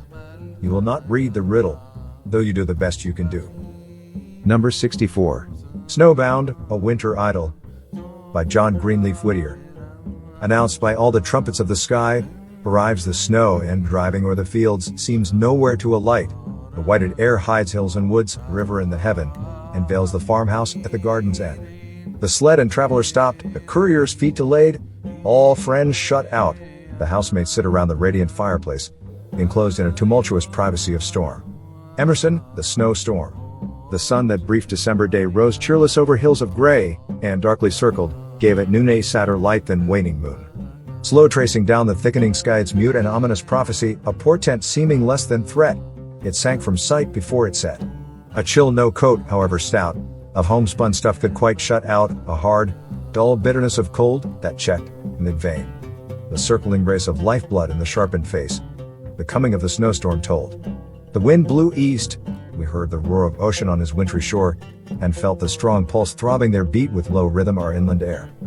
Meanwhile we did our nightly chores, brought in the wood from out of doors, littered the stalls, and from the mouths raked down the herd's grass for the cows, heard the horse whinnying for his corn, and, sharply clashing horn on horn, impatient down the stanchion rose the cattle shake their walnut bows, while, peering from his early perch upon the scaffold's pull of birch, the cock his crested helmet bent and down his querulous challenge sent. Unwarmed by any sunset light, the gray day darkened into night, a night made hoary with the swarm and whirl dance of the blinding storm, as zigzagged, wavering to and fro, crossed and recrossed the winged snow, and ere the early bedtime came the white drift piled the window frame, and through the glass the clothesline posts looked in like tall and sheeted ghosts. So all night long the storm roared on, the morning broke without a sun, in tiny spheral trace with lines of nature's geometric signs and starry flake and pellicle. All day the hoary meteor fell, and when the second morning shone, we looked upon a world unknown, on nothing we could call our own. Around the glistening wonder bent the blue walls of the firmament, no cloud above, no earth below, a universe of sky and snow. The old familiar sights of ours took marvelous shapes. Strange domes and towers rose up where sty or corn crib stood, or garden wall, or belt of wood. A smooth white mound the brush pile showed. A fenceless drift what once was road, the bridle post an old man sat with loose flung coat and high cocked hat. The well curb had a Chinese roof, and even the long sweep, high aloof, in its slant splendor, seemed to tell of Pisa's leaning miracle. A prompt, decisive man, no breath our father wasted, was a path. Well pleased, for when did farmer boy count such a summons less than joy? Our buskins on our feet we drew, with mittened hands, and caps drawn low, to guard our necks and ears from snow, we cut the solid whiteness through.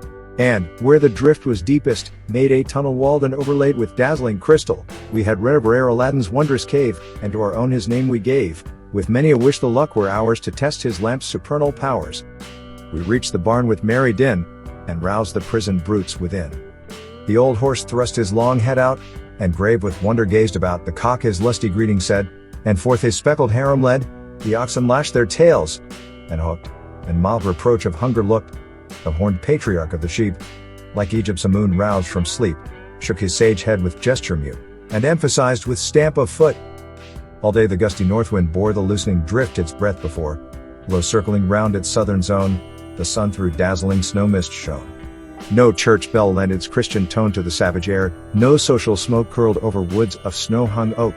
A solitude made more intense by dreary voiced elements, the shrieking of the mindless wind, the moaning tree boughs swaying blind, and on the glass the unmeaning beat of ghostly fingertips of sleep. Don't forget to subscribe Beyond to our the circle channel. of our hearth no welcome sound of toil or mirth unbound the spell, and testified of human life and thought outside.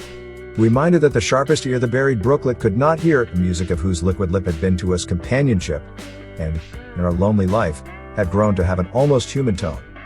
As night drew on, and, from the crest of wooded knolls that ridged the west, the sun, a snow-blown traveler, sank from sight beneath the smothering bank. We piled, with care, our nightly stack of wood against the chimney back, the oaken log, green, huge, and thick, and on its top the stout backed stick, the knotty forestick laid apart, and filled between with curious art the ragged brush. Then, hovering near, we watched the first red blaze appear, heard the sharp crackle, caught the gleam on whitewashed wall and sagging beam, until the old, rude furnished room burst, flower-like, into rosy bloom, while radiant with a mimic flame outside the sparkling drift became. And through the bare-boughed lilac tree our own warm hearth seemed blazing free. The crane and pendant tremble showed, the Turks' heads on the andirons glowed, while childish fancy, prompt to tell the meaning of the miracle, whispered the old rhyme, under the tree, when fire outdoors burns merrily, there the witches are making tea. The moon above the eastern wood shone at its full, the hill range stood transfigured in the silver flood, its blown snows flashing cold and keen, dead white, save where some sharp ravine took shadow, or the somber green of hemlocks turned to pitchy black against the whiteness at their back. For such a world and such a night most fitting, that unwarming light, which only seemed where it fell to make the coldness visible. Shut in from all the world without, we sat the clean-winged hearth about, content to let the north wind roar in baffled rage at pane and door, while the red logs before us beat the frost line back with tropic heat, and ever, when a louder blast shook beam and rafter as it passed, the merrier up its roaring draught the great throat of the chimney laughed. The house dog on his paws outspread laid to the fire his drowsy head, the cat's dark silhouette on the wall a couchant tiger seemed to fall, and for the winter fireside meat, between the andirons straddling feet, the mug of cider simmered slow, The apples sputtered in a row, and close at hand, the basket stood with nuts from brown October's wood. What matter how the night behaved? What matter how the north wind raved? Blow high, blow low, not all its snow could quench our hearth fire's ruddy glow. Oh, time and change. With hair as gray as was my sire's that winter day, how strange it seems, with so much gone of life and love, to still live on. Ah, brother, Only I and thou are left of all that circle now, the dear home faces whereupon that fitful firelight paled and shone. henceforward, listen as we will, the voices of that hearth are stilled, where we may the wide earth o'er, those lighted faces smile no more. We tread the paths their feet have worn, we sit beneath their orchard trees, we hear, like them, the hum of bees and rustle of the bladed corn. We turn the pages that they read, their written words we linger o'er, but in the sun they cast no shade, no voice is heard. No sign is made, no step is on the conscious floor. Yet love will dream, and faith will trust, since he who knows our need is just, that somehow somewhere meet we must. Alas for him who never sees the stars shine through his cypress trees, who, hopeless, lays his dead away, nor looks to see the breaking day across the mournful marbles play, who hath not learned, in hours of faith, the truth to flesh and sense unknown, that life is ever lord of death, and love can never lose its own. We sped the time with stories old, wrought puzzles out, and riddles told, or stammered from our schoolbook lore the chief of Gambia's golden shore. How often since, when all the land was clay and slavery shaping hand, as if a far-blown trumpet stirred the languorous and sick air, I heard, does not the voice of reason cry, claim the first right which nature gave, from the red scourge of bondage to fly, nor deign to live a burdened slave. Our father rode again his ride on Memphrey Magog's wooded side, sat down again to moose and samp in trapper's hut and Indian camp, lived where the old idyllic ease beneath street Francois hemlock trees. Again for him the moonlight shone on Norman cap and bodice zone. Again he heard the violin play which led the village dance away, and mingled in its merry whirl the grandame and the laughing girl. Or, nearer home, our steps he led where Salisbury's level marshes spread mile wide as flies the laden bee, where merry mowers, hale and strong, swept, scythe on scythe, their swaths along the low green prairies of the sea. We shared the fishing off Boar's Head, and round the rocky isles of shoals the hake broil on the driftwood coals, the chowder on the sand beach made, dipped by the hungry, steaming hot, with spoons of clamshell from the pot. We heard the tales of witchcraft old, and dream and sign and marvel told to sleepy listeners as they lay stretched idly on the salted hay adrift along the winding shores, when favoring breezes deigned to blow the square sail of the gondolo and idle lay the useless oars. Our mother, while she turned her wheel or run the new knit stocking heel, told how the Indian hordes came down at midnight on Concheco town, and how her own great uncle bore his cruel scalp marked to fourscore.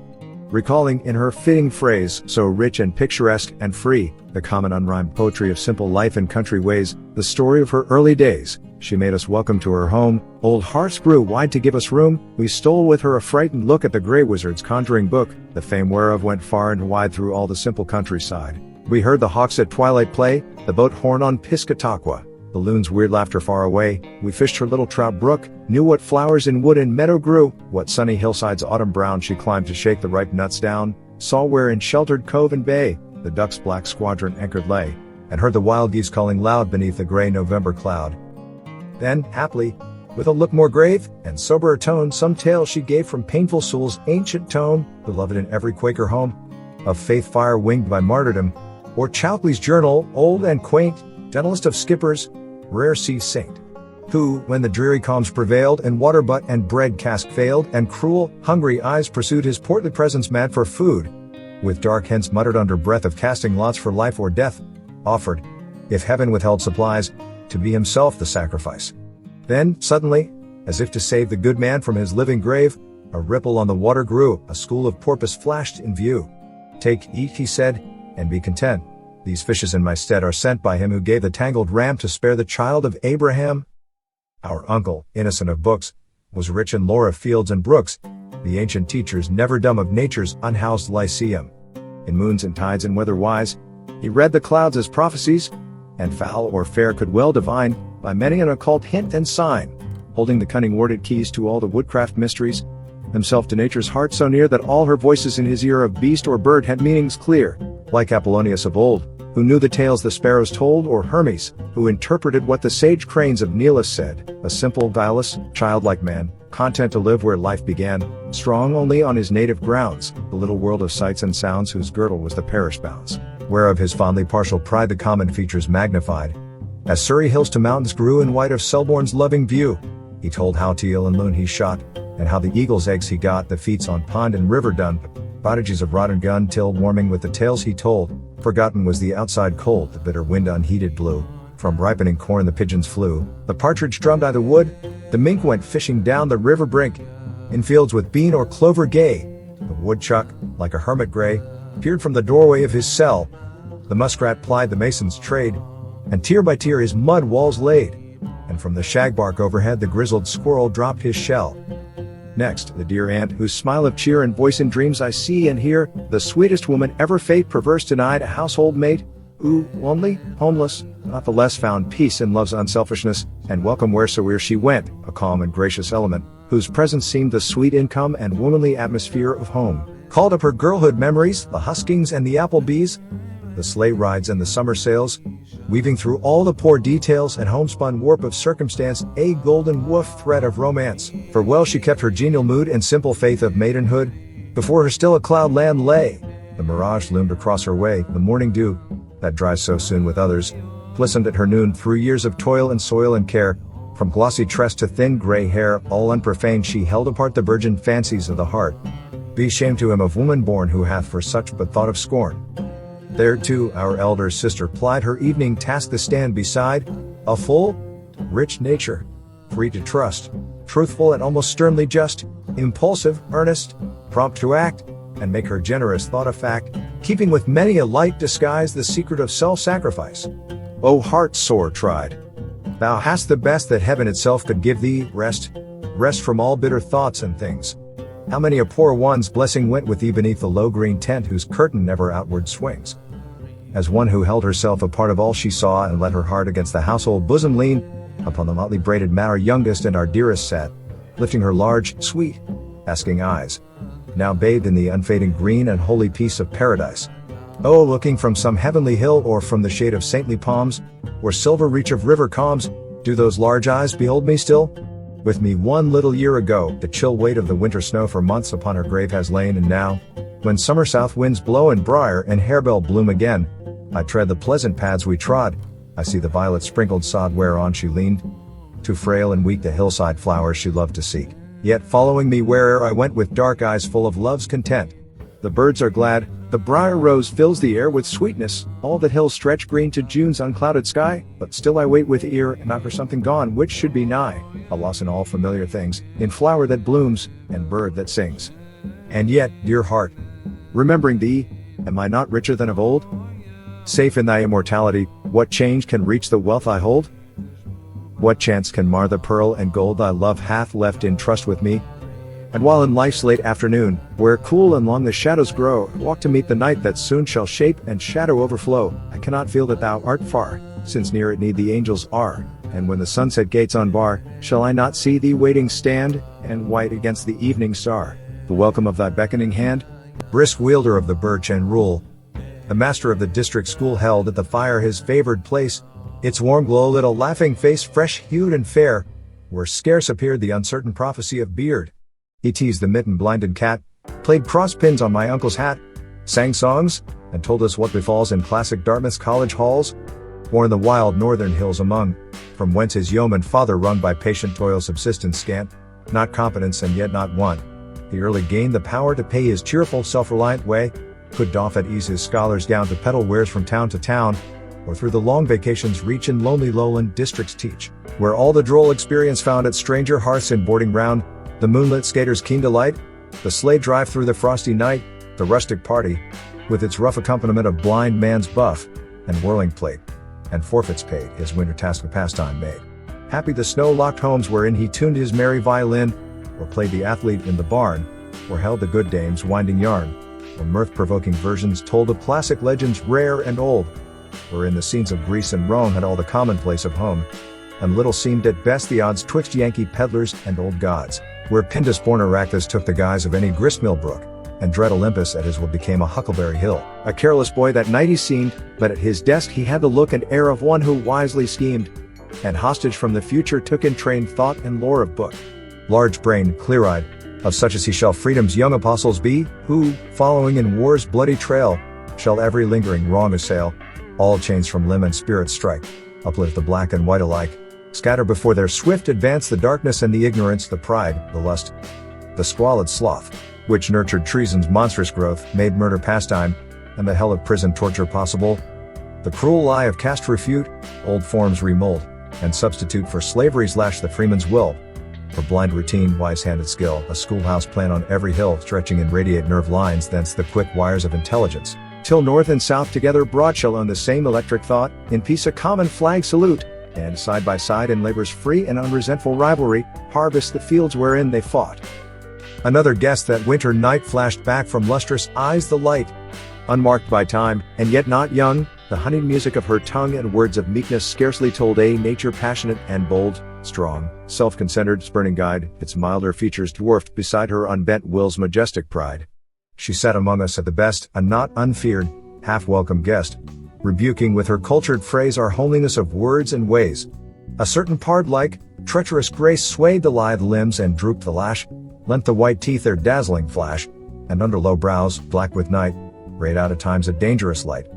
The sharp heat lightnings of her face presaging ill to him whom fate condemned to share her love or hate. A woman tropical, intense in thought and act, in soul and sense, she blended in a like degree the vixen and the devotee, revealing with each freak or feint the temper of Petrucci's Kate, the raptures of Siena's saint. Her tapering hand and rounded wrist had facile power to form a fist. The warm, dark languish of her eyes was never safe from wrath's surprise.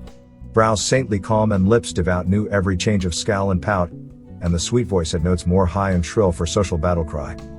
Since then what old cathedral town has missed her pilgrim staff and gown?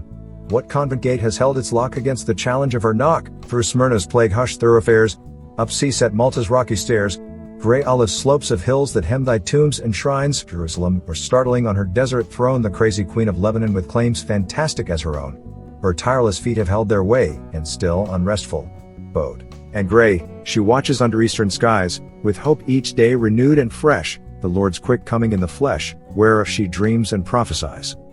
Where'er her troubled path may be, the Lord's sweet pity with her go. The outward wayward life we see, the hidden springs we may not know.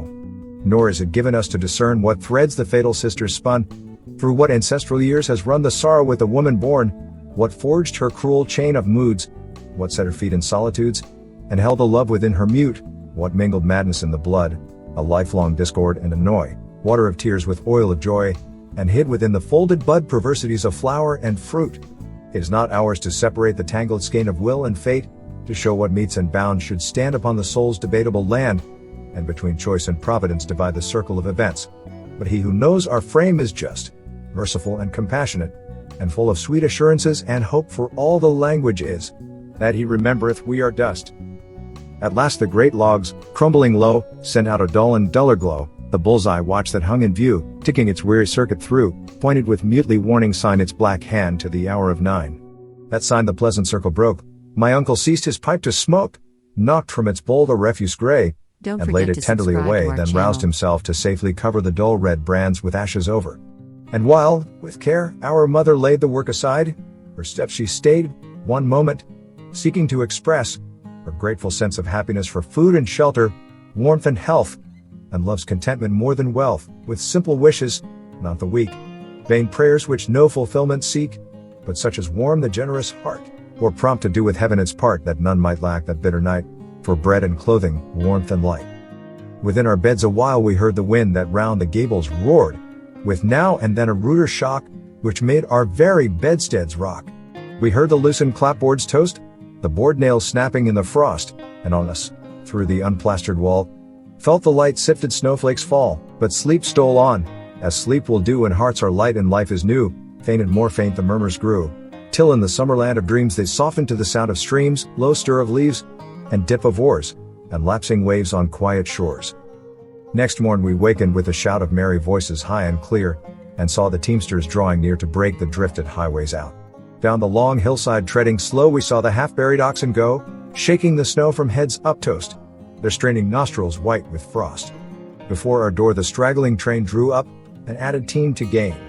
The elders threshed their hands a cold past, with the cider mug their jokes from lip to lip. The younger folks down the loose snowbanks wrestling rolled, then toiled again the cavalcade o'er windy hill, through clogged ravine, and woodland paths that wound between low drooping pine boughs winter wade. From every barn a team afoot, at every house a new recruit, where, drawn by nature's subtlest law, happily the watchful young men saw sweet doorway pictures of the curls and curious eyes of merry girls, lifting their hands in mock defense against the snowball's compliments, and reading in each missive toast the charm with Eden never lost. We heard once more the sleigh bells sound, and, following where the teamsters led, the wise old doctor went his round, just pausing at our door to say, in the brief autocratic way of one who, prompt at duty's call, was free to urge her claim on all, that some poor neighbor sick abed at night our mother's aid would need. For, one in generous thought indeed, what mattered in the sufferer's sight the Quaker matron's inward light, the doctor's mail of Calvin's creed? All hearts confess the saints elect who, twain in faith, in love agree, and melt not in an acid sect the Christian pearl of charity. So days went on, a week had passed since the great world was heard from last. The almanac we studied, or read and reread our little store of books and pamphlets, scarce a score, one harmless novel, mostly hid from younger eyes, oh forbid, and poetry, or good or bad, a single book was all we had, where Elwood's meek, drab-skirted muse, a stranger to the heathen nine, sang, with a somewhat nasal whine, the wars of David and the Jews. At last the floundering carrier bore the village paper to our door. Lo, broadening outward as we read, to warmer zones the horizon spread in panoramic length unrolled we saw the marvels that it told. Before us passed the painted creeks, and daft McGregor on his raids in Costa Rica's Everglades. And up Cheeto's winding slow road Ypsilanti's Maynooth Greeks, a Turk's head at each saddle bow. Welcome to us its week cold news, its corner for the rustic muse, its monthly gauge of snow and rain, its record, mingling in a breath the wedding bell and dirge of death, jest, anecdote, and lovelorn tale, the latest culprit sent to jail, its hue and cry of stolen and lost, its vendue sales and goods at cost, and traffic calling loud for gain. We felt the stir of hall and street, the pulse of life that round us beat. The chill embargo of the snow was melted in the genial glow. Wide swung again our ice-locked door, and all the world was ours once more. Clasped angel of the backward look and folded wings of ashen gray and voice of echoes far away, the brazen covers of thy book, the weird palimpsest old and vast, wherein thou hitst the spectral past, where, closely mingling, pale and glow the characters of joy and woe, the monographs of outlived years, or smile illumed or dim with tears, green hills of life that slope to death, and haunts of home, whose vista trees shade off to mournful cypresses with the white amaranths underneath.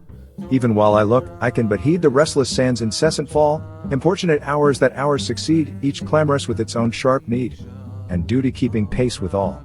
Shut down and clasped with heavy lids, I hear again the voice that bids the dreamer leave his dream midway for larger hopes and graver fears. Life greatens in these later years, the century's aloe flowers today. Yet haply in some lull of life, some truce of God which breaks its strife, the worldling's eyes shall gather dew, dreaming in throngful city ways of winter joys his boyhood knew, and dear and early friends. The few who yet remain, shall pause to view these Flemish pictures of old days, sit with me by the homestead hearth, and stretch the hands of memory forth to warm them at the wood fire's blaze. And thanks untraced to lips unknown shall greet me like the odors blown from unseen meadows newly mown, or lilies floating in some pond, wood fringed, the wayside gaze beyond. The traveler owns the grateful sense of sweetness near, he knows not whence, and pausing, takes with forehead bare the benediction of the air. Number 63. When I consider how my light is spent. By John Milton. When I consider how my light is spent, ere half my days in this dark world and wide, and that one talent which is death to hide lodged with me useless, though my soul more bent to serve therewith my Maker, and present my true account, lest he returning chide, doth God exact day labor, light denied? I fondly ask, but patience, to prevent that murmur, soon replies, God doth not need either man's work or his own gifts. Who best bear his mild yoke they serve him best. His state is kingly thousands at his bidding speed, and post o'er land and ocean without rest, they also serve who only stand and wait. Number 62. Love's Philosophy. By Percy Bysshe Shelley. The fountains mingle with the river and the rivers with the ocean. The winds of heaven mix forever with a sweet emotion. Nothing in the world is single. All things by a law divine in one spirit meet and mingle. Why not I with thine? See the mountains kiss high heaven and the waves clasp one another. No sister flower would be forgiven if it disdained its brother. And the sunlight clasps the earth and the moonbeams kiss the sea. What is all this sweet work worth if thou kiss not me? Number 61. Birches. By Robert Frost. When I see birches bend to left and right across the lines of straighter darker trees, I like to think some boy's been swinging them. But swinging doesn't bend them down to stay. Ice storms do that. Often you must have seen them loaded with ice a sunny winter morning after a rain. They click upon themselves as the breeze rises, and turn many-colored as the stir cracks and crazes their enamel. Soon the sun's warmth makes them shed crystal shells shattering and avalanching on the snow crust. Such heaps of broken glass to sweep away you'd think the inner dome of heaven had fallen. They are dragged to the withered bracken by the load, and they seem not to break, though once they are bowed so low for long, they never right themselves. You may see their trunks arching in the woods years afterwards, trailing their leaves on the ground like girls on hands and knees that throw their hair before them over their heads to dry in the sun. But I was going to say, when truth broke in with all her matter-of-fact about the ice storm, now am I free to be poetical? I should prefer to have some boy bend them as he went out and in to fetch the cows, some boy too far from town to learn baseball, whose only play was what he found himself, summer or winter, and could play alone. One by one he subdued his father's trees by riding them down over and over again until he took the stiffness out of them, and not one but hung limp, not one was left for him to conquer. He learned all there was to learn about not launching out too soon and so not carrying the tree away clear to the ground. He always kept his poise to the top branches, climbing carefully with the same pains he used to fill a cup up to the brim, and even above the brim.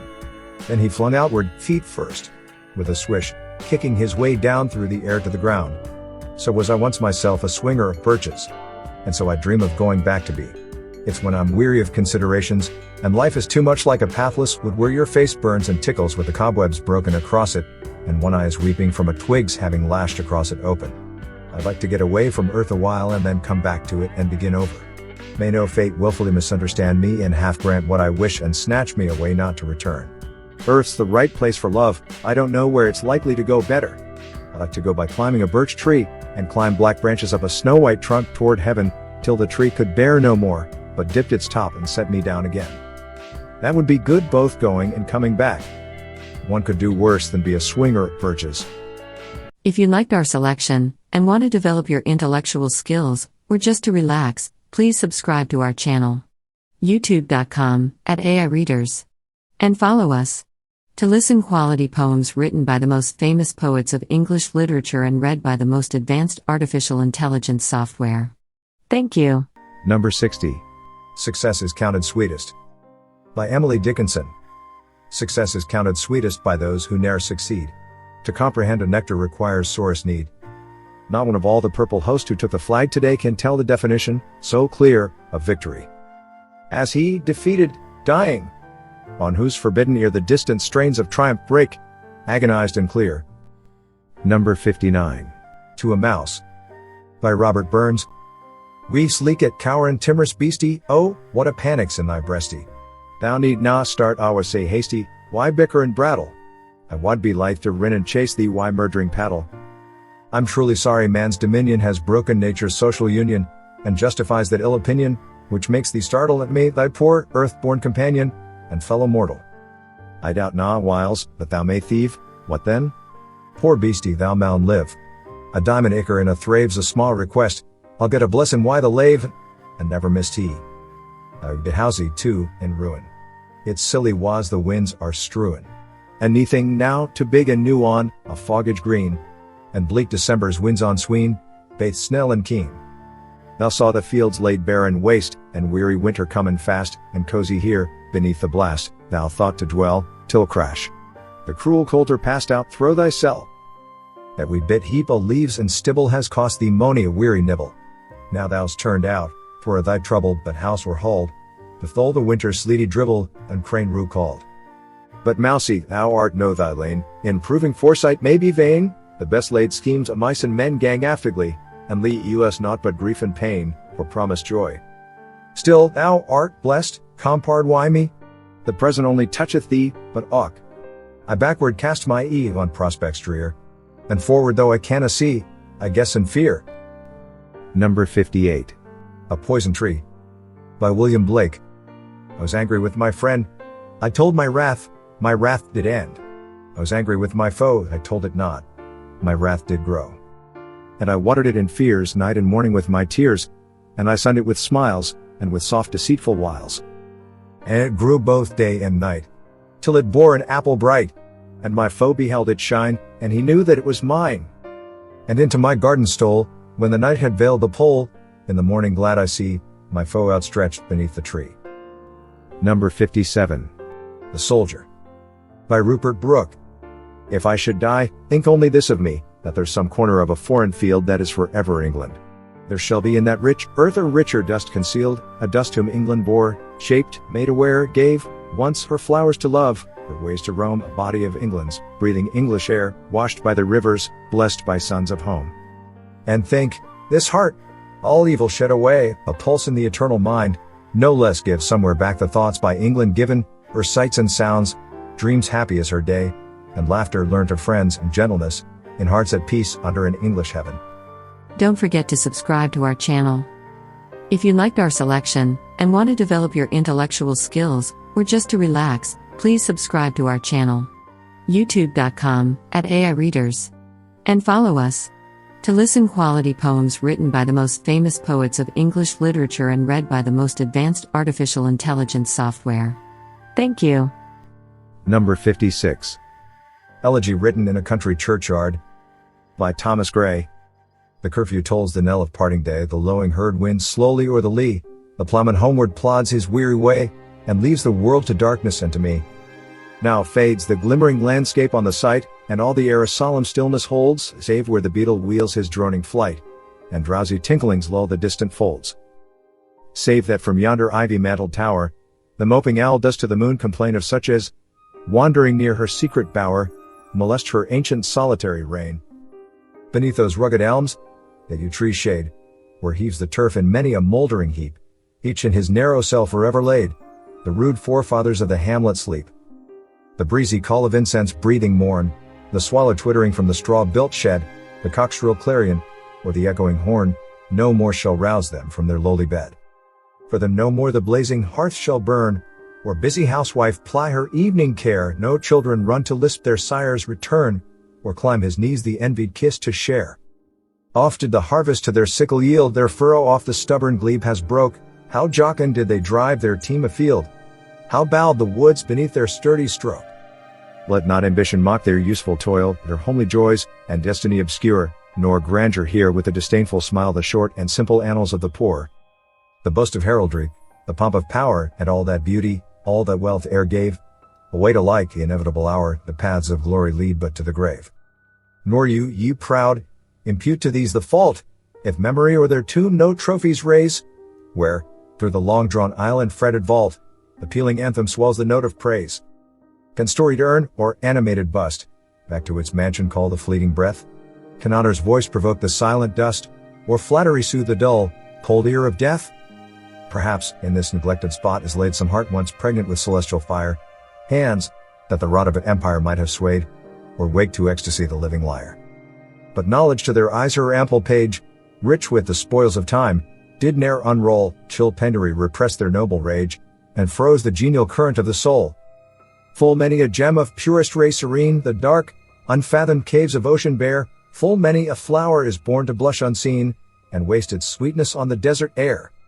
Some village Hampton, that, with dauntless breast, the little tyrant of his fields withstood, some mute, inglorious Milton here may rest, some Cromwell, guiltless of his country's blood, the applause of listening senates to command, the threats of pain and ruin to despise, to scatter plenty or a smiling land, and read their history in a nation's eyes. Their lot forbade nor circumscribed alone their growing virtues, but their crimes confined, forbade to wade through slaughter to a throne, and shut the gates of mercy on mankind. The struggling pangs of conscious truth to hide, to quench the blushes of ingenuous shame, or heap the shrine of luxury and pride, with incense kindled at the muse's flame.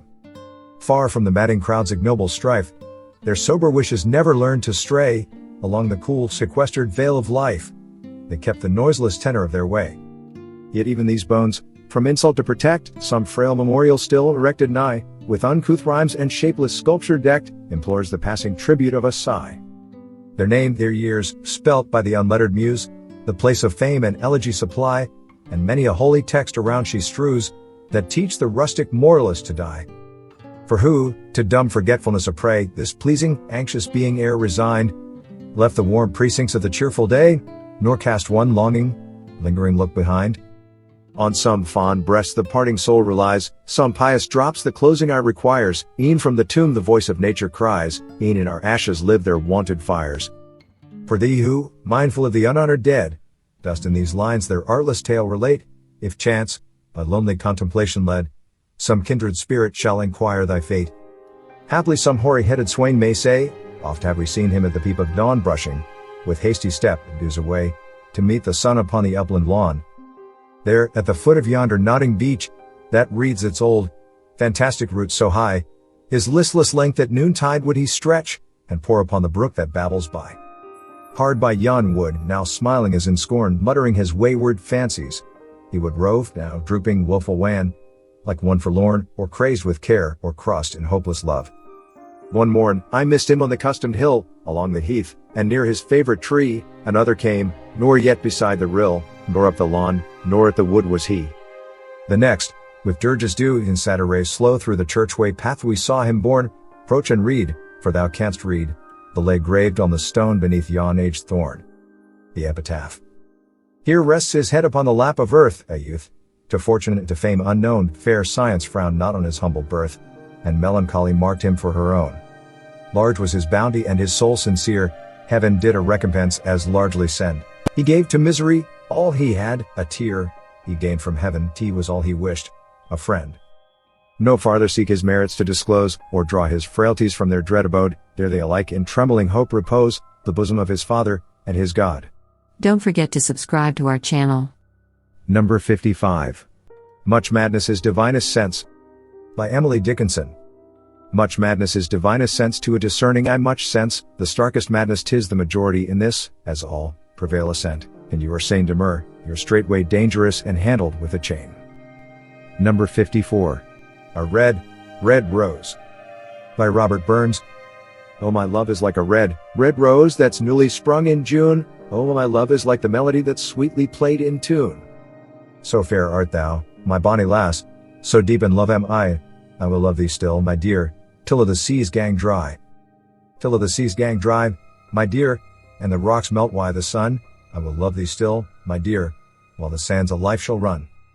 And fare thee weel, my only love, and fare thee weel a while, and I will come again, my love, though it were 10,000 mile. Number 53. Ulysses. By Alfred Lord Tennyson. It little profits that an idle king, by this still hearth, among these barren crags, matched with an aged wife, I meet and dole unequal laws unto a savage race, that hoard, and sleep, and feed, and know not me.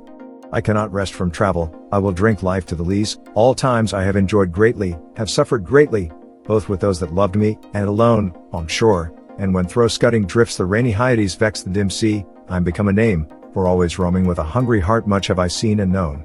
Cities of men and manners, climates, councils, governments, myself not least, but honored of them all, and drunk delight of battle with my peers, far on the ringing plains of windy Troy. I am a part of all that I have met, yet all experience is an arch wherethrough gleams that untraveled world whose margin fades forever and forever when I move. How dull it is to pause, to make an end, to rust unburnished, not to shine in use. As though to breathe were life. Life piled on life were all too little, and of one to me little remains. But every hour is saved from that eternal silence something more, a bringer of new things. And violet were for some 3 suns to store and hoard myself, and this grey spirit yearning in desire to follow knowledge like a sinking star, beyond the utmost bound of human thought. This is my son, mine own Telemachus, to whom I leave the scepter and the isle, well loved of me, discerning to fulfill this labor, by slow prudence to make mild a rugged people, and through soft degrees subdue them to the useful and the good. Most blameless is he, centered in the sphere of common duties, decent not to fail in offices of tenderness, and pay meet adoration to my household gods, when I am gone. He works his work, I mine. There lies the port, the vessel puffs her sail, there gloom the dark, broad seas. My mariners, souls that have toiled, and wrought, and thought with me, that ever with a frolic welcome took the thunder and the sunshine, and opposed free hearts, free foreheads, you and I are old age hath yet his honor and his toil, death closes all, but something ere the end, some work of noble note, may yet be done. Not unbecoming men that strove with gods. The lights begin to twinkle from the rocks, the long day wanes, the slow moon climbs, the deep moans round with many voices. Come my friends, 'tis not too late to seek a newer world. Push off, and sitting well in order smite the sounding furrows, For my purpose holds to sail beyond the sunset, and the baths of all the western stars, until I die. It may be that the gulfs will wash us down, it may be we shall touch the happy isles, and see the great Achilles, whom we knew. Though much is taken, much abides, and though we are not now that strength which in old days moved earth and heaven, that which we are, one equal temper of heroic hearts, made weak by time and fate, but strong in will to strive, to seek, to find, and not to yield. Don't forget to subscribe to our channel. Number 52. Holy Son at 10, Death, Be Not Proud. By John Donne. Death, be not proud, though some have called thee mighty and dreadful, for thou art not so. For those whom thou think'st thou dost overthrow die not, poor death, nor yet canst thou kill me. From rest and sleep, which but thy pictures be, much pleasure then from thee much more must flow, and soonest our best men with thee do go, rest of their bones, and soul's delivery. Thou art slave to fate, chance, kings, and desperate men, and dost with poison, war, and sickness dwell, and popular charms can make us sleep as well and better than thy stroke. Why swell'st thou then? One short sleep past, we wake eternally, and death shall be no more, death thou shalt die. Number 51. A Psalm of Life. By Henry Wadsworth Longfellow. What the heart of the young man said to the psalmist. Tell me not, in mournful numbers, life is but an empty dream. For the soul is dead that slumbers, and things are not what they seem. Life is real. Life is earnest. And the grave is not its goal. Dust thou art, to dust returnest, was not spoken of the soul. Not enjoyment, and not sorrow is our destined end or way, but to act, that each tomorrow find us farther than today.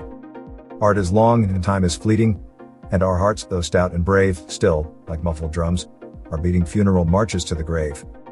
In the world's broad field of battle, in the bivouac of life, be not like dumb, driven cattle. Be a hero in the strife. Trust no future, however pleasant. Let the dead past bury its dead. Act in the living present. Heart within, and God o'erhead. Lives of great men all remind us we can make our lives sublime, and at departing, leave behind us footprints on the sands of time. Footprints that perhaps another, sailing o'er life's solemn main, a forlorn and shipwrecked brother, seeing, shall take heart again. Let us then be up and doing, with a heart for any fate, still achieving, still pursuing, learn to labor and to wait. Don't forget to subscribe to our channel. Number 50. When I have fears that I may cease to be. By John Keats. When I have fears that I may cease to be, before my pen has gleaned my teeming brain, before high-piled books, in charactery, hold like rich garners the full ripened grain, when I behold, upon the night's starred face, huge cloudy symbols of a high romance, and think that I may never live to trace their shadows with the magic hand of chance, and when I feel, fair creature of an hour, that I shall never look upon thee more, never have relish in the fairy power of unreflecting love, then on the shore of the wide world I stand alone, and think till love and fame to nothingness do sink. Number 49. A Noiseless Patient Spider. By Walt Whitman. A noiseless patient spider, I marked where on a little promontory it stood isolated, marked how to explore the vacant vast surrounding. It launched forth filament, out of itself, ever unreeling them, ever tirelessly speeding them. And you, O my soul, where you stand, surrounded, detached, in measureless oceans of space, ceaselessly musing, venturing, throwing, seeking the spheres to connect them, till the bridge you will need be formed, till the ductile anchor hold, till the gossamer thread you fling catch somewhere, O my soul. Number 48. I Felt a Funeral in My Brain. By Emily Dickinson. I felt a funeral in my brain, and mourners, to and fro, kept treading, till it seemed that sense was breaking through. And when they all were seated, a service like a drum kept beating, till I thought my mind was going numb. And then I heard them lift a box, and creak across my soul with those same boots of lead, again. Then space began to toll, as all the heavens were a bell and being but an ear, and I in silence some strange race, wrecked, solitary, here. Number 47. Crossing the Bar. By Alfred Lord Tennyson. Sunset and evening star, and one clear call for me, and may there be no moaning of the bar, when I put out to sea. But such a tide as moving seems asleep, too full for sound and foam, when that which drew from out the boundless deep turns again home. Twilight and evening bell, and after that the dark. And may there be no sadness of farewell, when I embark. For though from out our bourne of time and place the flood may bear me far, I hope to see my pilot face to face, when I have crossed the bar. Number 46. To my dear and loving husband. By Anne Bradstreet. If ever two were one, then surely we. If ever man were loved by wife, then thee. If ever wife was happy in a man, compare with me, ye women, if you can. I prize thy love more than whole mines of gold, or all the riches that the east doth hold. My love is such that rivers cannot quench, nor aught by love from thee give recompense. Thy love is such I can no way reply, the heavens reward thee manifold, I pray. Then while we live, in love let's so persevere, that when we live no more we may live ever. Number 45. Acquainted with the Night. By Robert Frost. I've been one acquainted with the night. I've walked out in rain, and back in rain. I've outwalked the furthest city light. I've looked down the saddest city lane. I have passed by the watchman on his beat and dropped my eyes, unwilling to explain. I have stood still and stopped the sound of feet when far away an interrupted cry came over houses from another street. But not to call me back or say goodbye, and further still at an unearthly height, one luminary clock against the sky proclaimed the time was neither wrong nor right. I've been one acquainted with the night. Don't forget to subscribe to our channel.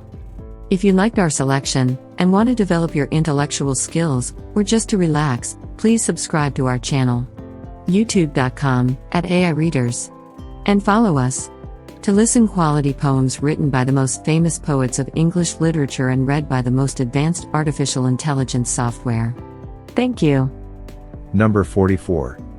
The Cremation of Sam McGee. By Robert W. Service. There are strange things done in the midnight sun by the men who moil for gold. The Arctic trails have their secret tales that would make your blood run cold. The Northern Lights have seen queer sights, but the queerest they ever did see was that night on the marge of Lake LaBarge I cremated Sam McGee. Now Sam McGee was from Tennessee, where the cotton blooms and blows. Why he left his home in the South to roam round the pole, God only knows. He was always cold, but the land of gold seemed to hold him like a spell, though he'd often say in his homely way that he'd sooner live in hell. On a Christmas day we were mushing our way over the Dawson Trail. Talk of your cold. Through the park is folded stabbed like a driven nail. If our eyes we'd close, and the lashes froze till sometimes we couldn't see, it wasn't much fun, but the only one to whimper was Sam McGee. And that very night, as we lay packed tight in our robes beneath the snow, and the dogs were fed, and the stars overhead were dancing heel and toe, he turned to me, in cap, says he, I'll cash in this trip, I guess, and if I do, I'm asking that you won't refuse my last request. Well, he seemed so low that I couldn't say no, then he says with a sort of moan, it's the cursed cold, and it's got right hold till I'm chilled clean through to the bone. Yet 'tain't being dead, it's my awful dread of the icy grave that pains, so I want you to swear that, foul or fair, you'll cremate my last remains. A pal's last need is a thing to heed, so I swore I would not fail, and we started on at the streak of dawn. But God. He looked ghastly pale. He crouched on the sleigh, and he raved all day of his home in Tennessee, and before nightfall a corpse was all that was left of Sam McGee. There wasn't a breath in that land of death, and I hurried, horror-driven, with a corpse half hid that I couldn't get rid, because of a promise given. It was lashed to the sleigh, and it seemed to say, you may tax your brawn and brains, but you promised true, and it's up to you to cremate those last remains. Now a promise made is a debt unpaid, and the trail has its own stern code. In the days to come, though my lips were dumb, in my heart how I cursed that load. In the long, long night, by the lone firelight, while the huskies, round in a ring, howled out their woes to the homeless snows, oh God, how I loathed the thing. And every day that quiet clay seemed to heavy and heavier grow, and on I went, though the dogs were spent and the grub was getting low. The trail was bad, and I felt half mad, but I swore I would not give in, and I'd often sing to the hateful thing, and it hearkened with a grin, till I came to the marge of Lake LaBarge, and a derelict there lay. It was jammed in the ice, but I saw in a trice it was called the Alice May. And I looked at it, and I thought a bit, and I looked at my frozen chum, then here, said I, with a sudden cry, is my CRE ma tor eum. Some planks I tore from the cabin floor, and I lit the boiler fire, some coal I found that was lying around, and I heaped the fuel higher, the flames just soared, and the furnace roared, such a blaze you seldom see, and I burrowed a hole in the glowing coal, and I stuffed in Sam McGee. Then I made a hike, for I didn't like to hear him sizzle so, and the heavens scowled, and the huskies howled, and the wind began to blow.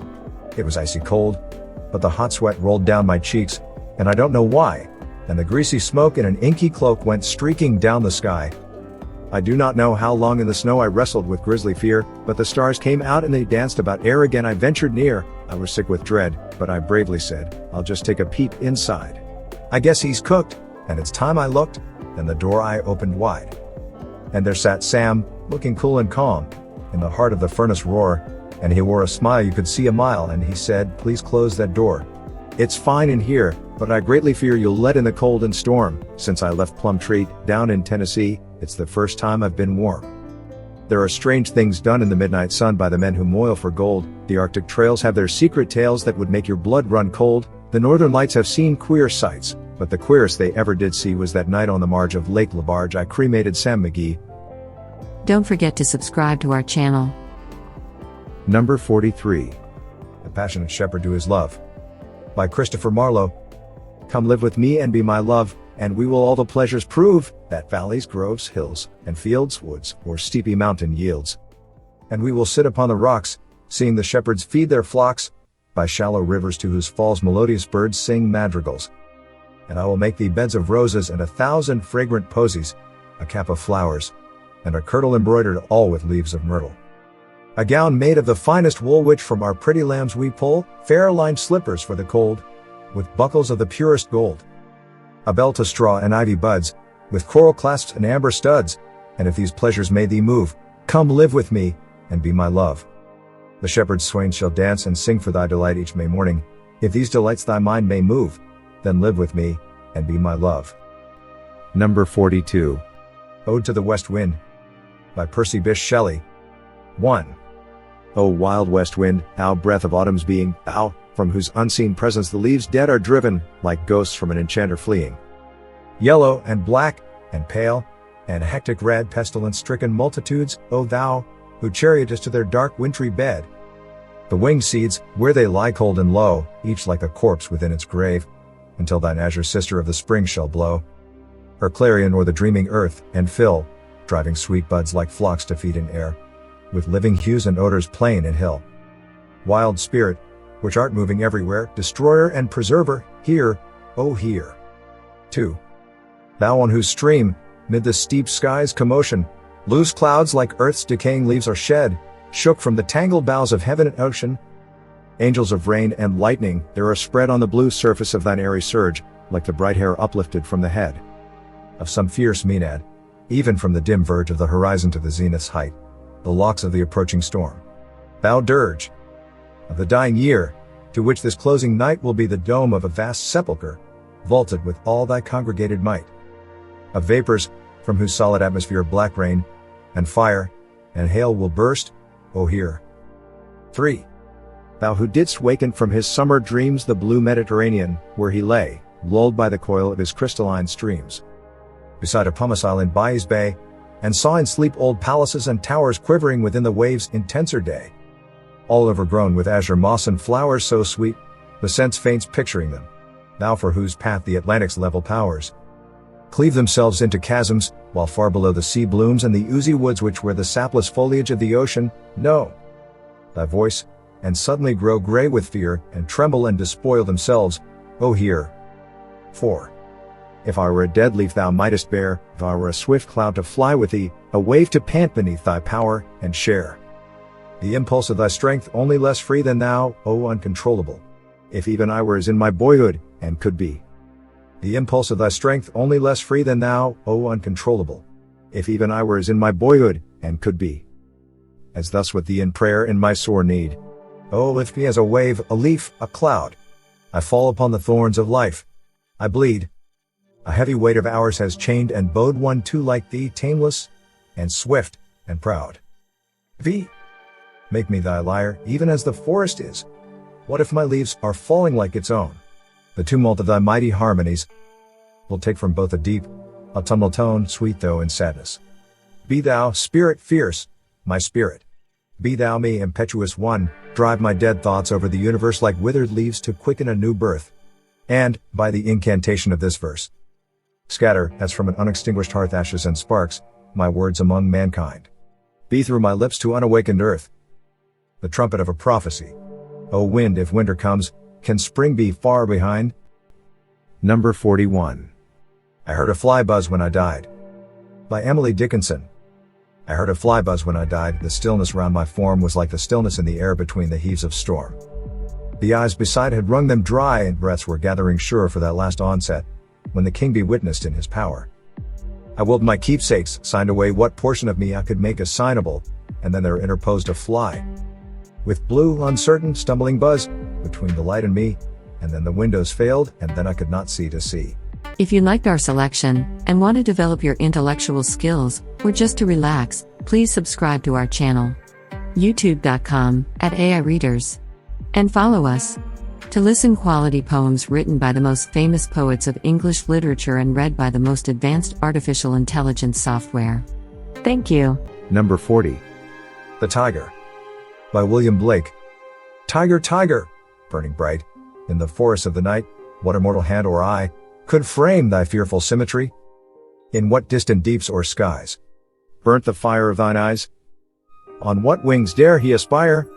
What the hand dare seize the fire? And what shoulder, and what art, could twist the sinews of thy heart? And when thy heart began to beat, what dread hand? And what dread feet? What the hammer? What the chain? In what furnace was thy brain? What the anvil? What dread grasp dare its deadly terrors clasp? When the stars threw down their spears and watered heaven with their tears, did he smile his work to see? Did he who made the lamb make thee? Tiger, tiger, burning bright, in the forest of the night, what immortal hand or eye dare frame thy fearful symmetry? Number 39. A Dream Within a Dream. By Edgar Allan Poe. Take this kiss upon the brow, and, in parting from you now, thus much let me avow, you are not wrong, who deem that my days have been a dream, yet if hope has flown away in a night, or in a day in a vision, or in none, is it therefore the less gone? All that we see or seem is but a dream within a dream. I stand amid the roar of a surf-tormented shore, and I hold within my hand grains of the golden sand, how few, yet how they creep through my fingers to the deep, while I weep, while I weep. O God, can I not grasp them with a tighter clasp? O God, can I not save one from the pitiless wave? Is all that we see or seem but a dream within a dream? Number 38. We Wear the Mask. By Paul Laurence Dunbar. We wear the mask that grins and lies. It hides our cheeks and shades our eyes. This debt we pay to human guile. With torn and bleeding hearts we smile and mouth with myriad subtleties. Why should the world be overwise in counting all our tears and sighs? Nay, let them only see us while we wear the mask. We smile, but, O great Christ, our cries to thee from tortured souls arise. We sing, but oh, the clay is vile beneath our feet, and long the mile, but let the world dream otherwise, we wear the mask. Don't forget to subscribe to our channel. If you liked our selection, and want to develop your intellectual skills, or just to relax, please subscribe to our channel. youtube.com/AI Readers. And follow us. To listen quality poems written by the most famous poets of English literature and read by the most advanced artificial intelligence software. Thank you. Number 37. Ode to a Nightingale. By John Keats. My heart aches, and a drowsy numbness pains my sense, as though of hemlock I had drunk, or emptied some dull opiate to the drains 1 minute past, and lethe wards had sunk. 'Tis not through envy of thy happy lot, but being too happy in thy happiness that thou, light-winged dryad of the trees, in some melodious plot of beech and green, and shadows numberless, singest of summer in full-throated ease. Oh, for a draught of vintage, that hath been cooled a long age in the deep-delved earth, tasting of flora and the country green dance and Provençal song, and sunburnt mirth. Oh, for a beaker full of the warm south, full of the true, the blushful Hippocrene with beaded bubbles winking at the brim, and purple-stained mouth, that I might drink, and leave the world unseen, and with thee fade away into the forest dim. Fade far away, dissolve, and quite forget what thou among the leaves hast never known, the weariness, the fever, and the fret, here, where men sit and hear each other groan, where palsy shakes a few, sad, last grey hairs, where youth grows pale and spectre thin and dies, where but to think is to be full of sorrow and leaden-eyed despairs, where beauty cannot keep her lustrous eyes, or new love pine in them beyond tomorrow. Away, away, for I will fly to thee, not charioted by Bacchus and his parts, but on the viewless wings of poesy, though the dull brain perplexes and retards, already with thee. Tender is the night, and haply the queen moon is on her throne, clustered around by all her starry fays, but here there is no light save what from heaven is with the breezes blown through verdurous glooms and winding mossy ways. I cannot see what flowers are at my feet, nor what soft incense hangs upon the boughs, but, in embalmed darkness, guess each sweet wherewith a seasonable month endows the grass, the thicket, and the fruit tree wild, white hawthorn, and the pastoral eglantine, fast fading violets covered up in leaves, and mid-May's eldest child, the coming musk rose full of dewy wine, the murmurous haunt of flies on summer eves.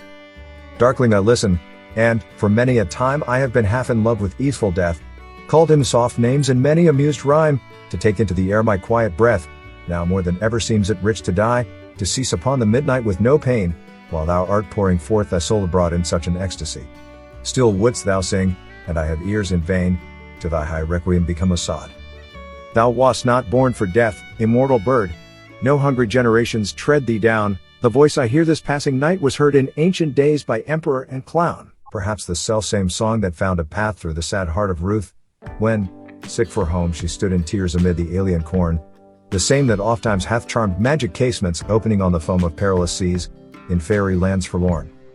Forlorn. The very word is like a bell to toll me back from thee to my soul self. Adieu! The fancy cannot cheat so well as she is famed to do, deceiving elf. Adieu! Adieu! Thy plaintive anthem fades past the near meadows, over the still stream, up the hillside, and now 'tis buried deep in the next valley glades. Was it a vision, or a waking dream? Fled is that music, do I wake or sleep? Don't forget to subscribe to our channel. Number 36. The Sun Rising. By John Donne. Busy old fool, unruly sun, why dost thou thus through windows and through curtains call on us? Must to thy motions lover seasons run? Saucy pedantic wretch, go chide late schoolboys and sour apprentices, go tell court huntsmen that the king will ride, call country ants to harvest offices. Love, all alike, no season knows nor clime, nor hours, days, months, which are the rags of time. A beam so reverend and strong, why shouldst thou think I could eclipse and cloud them with a wink, but that I would not lose her sight so long if her eyes have not blinded thine?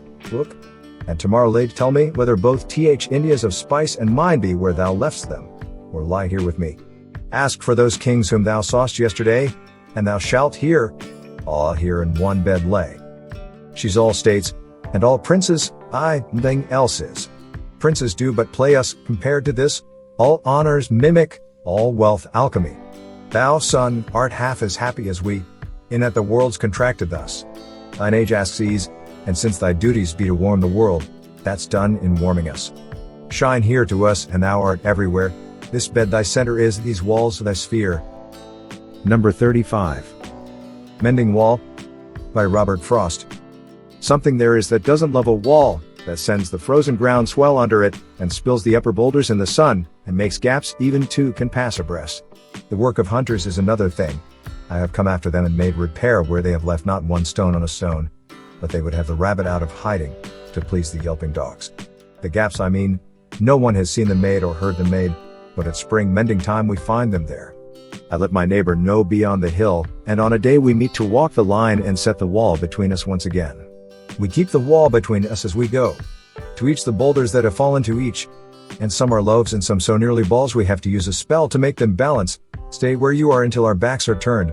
We wear our fingers rough with handling them. Oh, just another kind of outdoor game, one on a side. It comes to little more. There where it is we do not need the wall. He is all pine and I am apple orchard. My apple trees will never get across and eat the cones under his pines, I tell him. He only says, good fences make good neighbors. Spring is the mischief in me, and I wonder if I could put a notion in his head.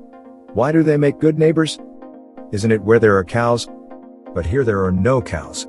Before I built a wall I'd ask to know what I was walling in or walling out, and to whom I was like to give offense. Something there is that doesn't love a wall, that wants it down.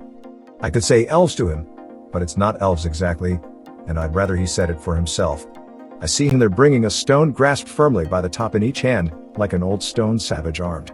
He moves in darkness as it seems to me, not of woods only and the shade of trees. He will not go behind his father's saying, and he likes having thought of it so well he says again, good fences make good neighbors. Number 34. The World is Too Much with Us. By William Wordsworth. The world is too much with us, late and soon, getting and spending, we lay waste our powers, little we see in nature that is ours. We have given our hearts away, a sordid boon. This sea that bears her bosom to the moon, the winds that will be howling at all hours, and are upgathered now like sleeping flowers, for this, for everything, we are out of tune, it moves us not. Great God!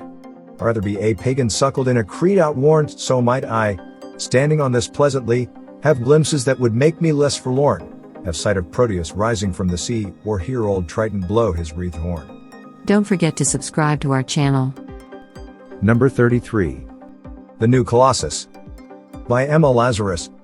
Not like the brazen giant of Greek fame, with conquering limbs astride from land to land, here at our sea-washed, sunset gates shall stand a mighty woman with a torch, whose flame is the imprisoned lightning, and her name Mother of Exiles. From her beacon hand glows worldwide welcome, her mild eyes command the air-bridged harbor that twin cities frame. Keep, ancient lands, your storied pomp, cries she with silent lips. Give me your tired, your poor, your huddled masses yearning to breathe free, the wretched refuse of your teeming shore. Send these the homeless tempest toast to me, I lift my lamp beside the golden door. Number 32. The Highwayman. By Alfred Noyes. Part 1. 1. The wind was a torrent of darkness among the gusty trees. The moon was a ghostly galleon tossed upon cloudy seas. The road was a ribbon of moonlight over the purple moor, and the highwayman came riding, the highwayman came riding, up to the old inn door. 2. He'd a French cocked hat on his forehead, a bunch of lace at his chin, a coat of the claret velvet, and breeches of brown doeskin. They fitted with never a wrinkle. His boots were up to the thigh. And he rode with a jeweled twinkle, his pistol butts a twinkle, his rapier hilt a twinkle, under the jeweled sky. 3. Over the cobbles he clattered and clashed in the darkened yard. He tapped with his whip on the shutters, but all was locked and barred. He whistled a tune to the window, and who should be waiting there but the landlord's black-eyed daughter, Bess, the landlord's daughter, plaiting a dark red love knot into her long black hair. 4. And dark in the dark old inn yard a stable wicket creaked where Tim the ostler listened. His face was white and peaked. His eyes were hollows of madness, his hair like moldy hay, but he loved the landlord's daughter, the landlord's red-lipped daughter. Dumb as a dog he listened, and he heard the robber say. 5. One kiss, my bonny sweetheart, I'm after a prize tonight, but I shall be back with the yellow gold before the morning light. Yet, if they press me sharply, and harry me through the day, then look for me by moonlight, watch for me by moonlight. I'll come to thee by moonlight, though hell should bar the way. 6. He rose upright in the stirrups. He scarce could reach her hand, but she loosened her hair in the casement. His face burnt like a brand as the black cascade of perfume came tumbling over his breast, and he kissed its waves in the moonlight, sweet black waves in the moonlight. Then he tugged at his rein in the moonlight, and galloped away to the west. Part 2. He did not come in the dawning.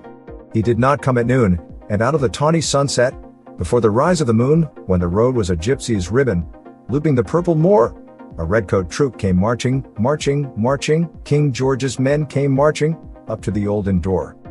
2. They said no word to the landlord. They drank his ale instead. But they gagged his daughter, and bound her to the foot of her narrow bed. 2 of them knelt at her casement with muskets at their side. There was death at every window, and hell at one dark window, for Bess could see, through her casement, the road that he would ride. 3.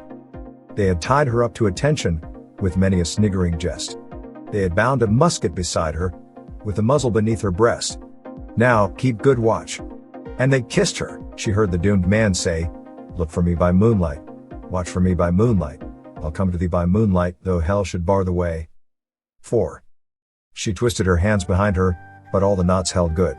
She writhed her hands till her fingers were wet with sweat or blood. They stretched and strained in the darkness, and the hours crawled by like years till now, on the stroke of midnight, cold, on the stroke of midnight, the tip of one finger touched it. The trigger at least was hers. 5.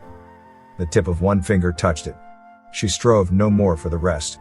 Up, she stood up to attention, with the muzzle beneath her breast. She would not risk their hearing, she would not strive again, for the road lay bare in the moonlight, blank and bare in the moonlight, and the blood of her veins, in the moonlight throbbed to her love's refrain. 6. Plot, plot, plot, plot. Had they heard it? The horse hoofs ringing clear, plot, plot, plot, plot, in the distance? Were they deaf that they did not hear? Down the ribbon of moonlight, over the brow of the hill, the highwaymen came riding. The red coats looked to their priming. She stood up, straight and still. 7. Plot plot, in the frosty silence. Plot plot, in the echoing night. Nearer he came and nearer. Her face was like a light. Her eyes grew wide for a moment. She drew one last deep breath. Then her finger moved in the moonlight. Her musket shattered the moonlight, shattered her breast in the moonlight, and warned him with her death. 8. He turned. He spurred to the west. He did not know who stood bowed, with her head or the musket, drenched with her own blood. Not till the dawn he heard it, and his face grew gray to hear how Bess, the landlord's daughter, the landlord's black-eyed daughter, had watched for her love in the moonlight and died in the darkness there. 9. Back he spurred like a madman, shrieking a curse to the sky, with the white road smoking behind him and his rapier brandished high. Blood red were his spurs in the golden noon, wine red was his velvet coat, when they shot him down on the highway, down like a dog on the highway, and he lay in his blood on the highway, with a bunch of lace at his throat. 10. And still of a winter's night, they say, when the wind is in the trees, when the moon is a ghostly galleon tossed upon cloudy seas, when the road is a ribbon of moonlight over the purple moor, a highwayman comes riding, a highwayman comes riding, up to the old inn door. 11. Over the cobbles he clatters and clangs in the darkened yard. He taps with his whip on the shutters, but all is locked and barred. He whistles a tune to the window, and who should be waiting there but the landlord's black-eyed daughter, Bess, the landlord's daughter, plaiting a dark red love knot into her long black hair. Number 31. John Barleycorn, by Robert Burns. There was 3 kings into the east, 3 kings both great and high, and they hae sworn a solemn oath John Barleycorn should die. They took a plough and ploughed him down, put clods upon his head, and they hae sworn a solemn oath John Barleycorn was dead. But the cheerful spring came kindly on, and showers began to fall. John Barleycorn got up again, and sore surprised them all. The sultry sons of summer came, and he grew thick and strong, his head well armed wide-pointed spears, that no one should him wrong. The sober autumn entered mild, when he grew wan and pale. His bending joints and drooping head showed he began to fail. His color sickened more and more, he faded into age, and then his enemies began to show their deadly rage.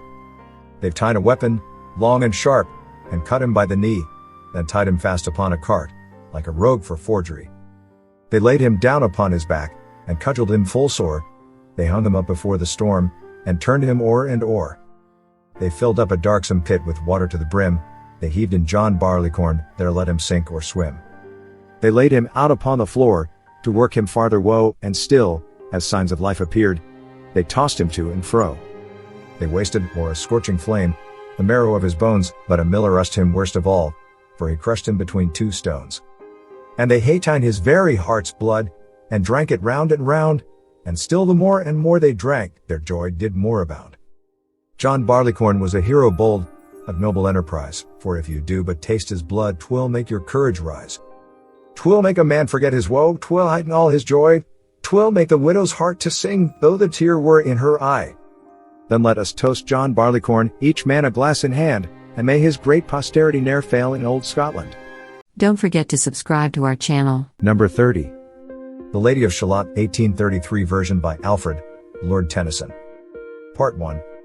On either side the river lie long fields of barley and of rye, that clothe the wold and meet the sky, and through the field the road runs by to many towered Camelot, the yellow-leaved water lily, the green-sheathed daffodilly tremble in the water chilly round about Shalott. Willows whiten, aspens shiver.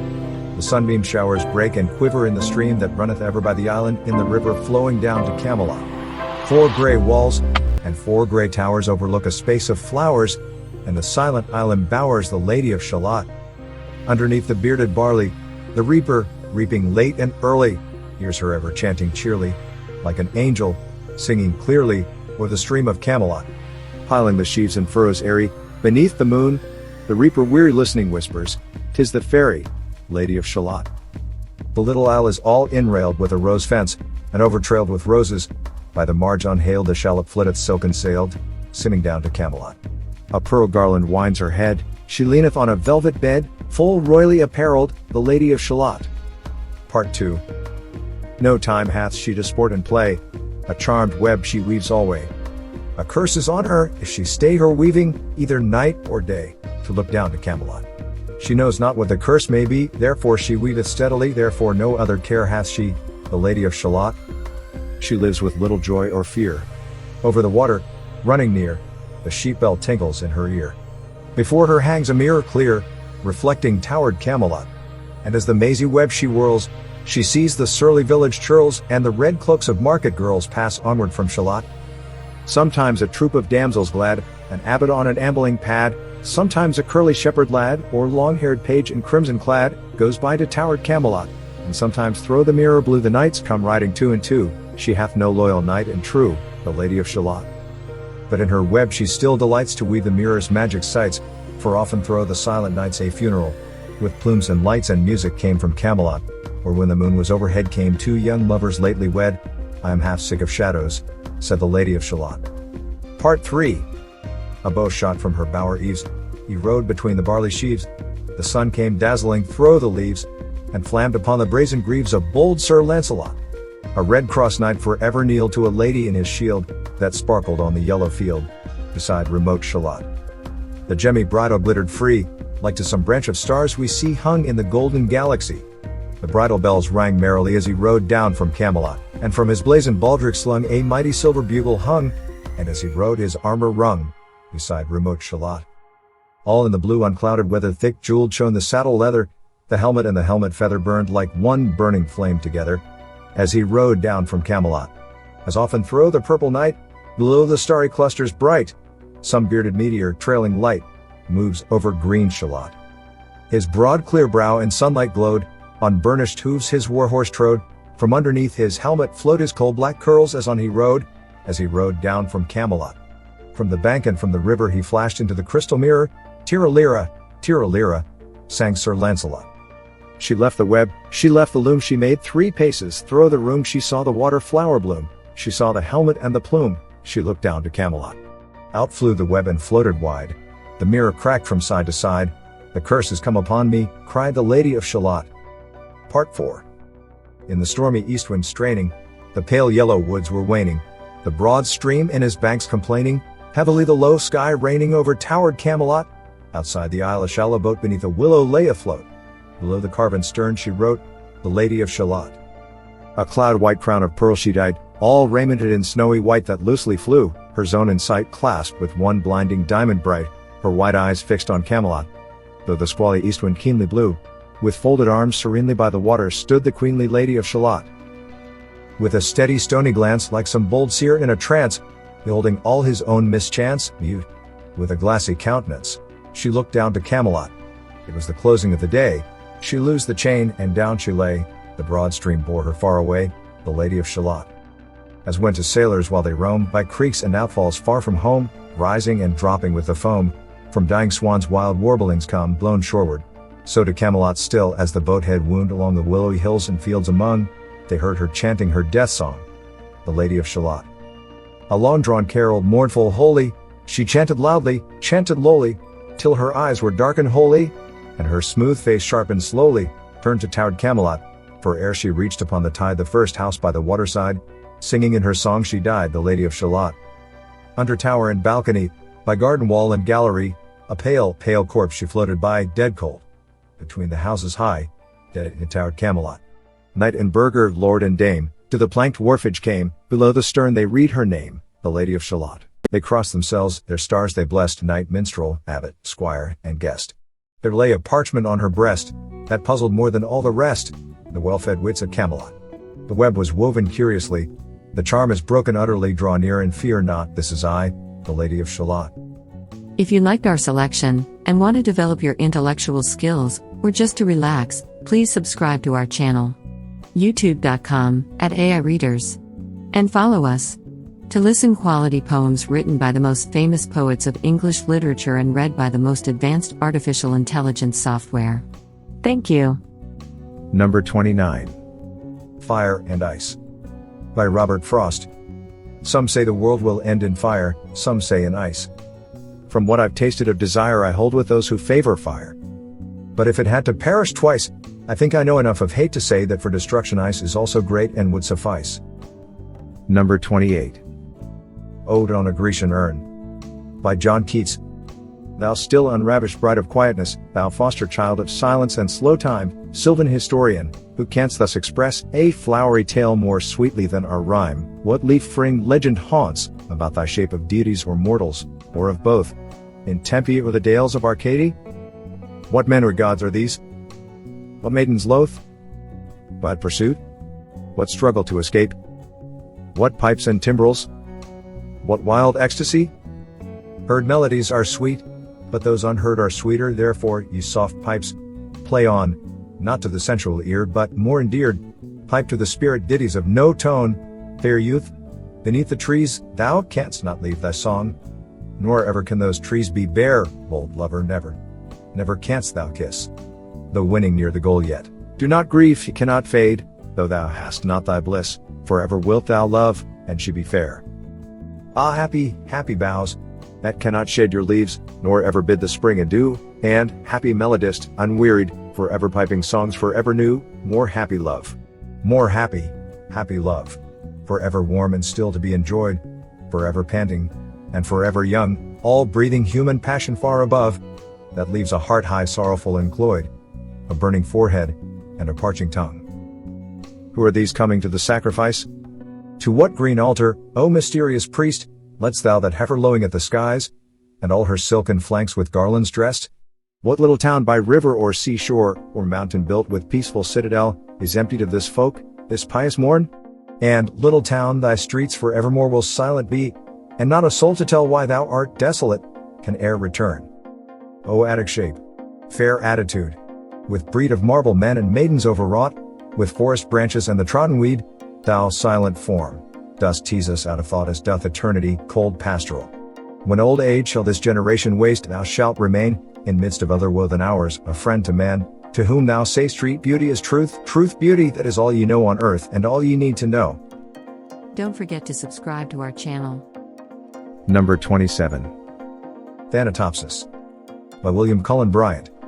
To him who in the love of nature holds communion with her visible forms, she speaks a various language, for his gayer hours she has a voice of gladness, and a smile and eloquence of beauty, and she glides into his darker musings, with a mild and healing sympathy, that steals away their sharpness, ere he is aware, when thoughts of the last bitter hour come like a blight over thy spirit, and sad images of the stern agony, and shroud, and pall, and breathless darkness, and the narrow house, make thee to shudder, and grow sick at heart. Go forth, under the open sky, and list to nature's teachings, while from all around, earth and her waters, and the depths of air, comes a still voice.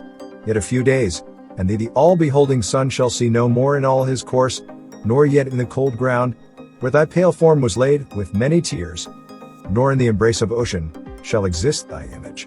Earth, that nourished thee, shall claim thy growth, to be resolved to earth again, and lost each human trace, surrendering up thine individual being, shalt thou go to mix forever with the elements, to be a brother to the insensible rock and to the sluggish clod, which the rude swain turns with his share, and treads upon. The oak shall send his roots abroad, and pierce thy mold.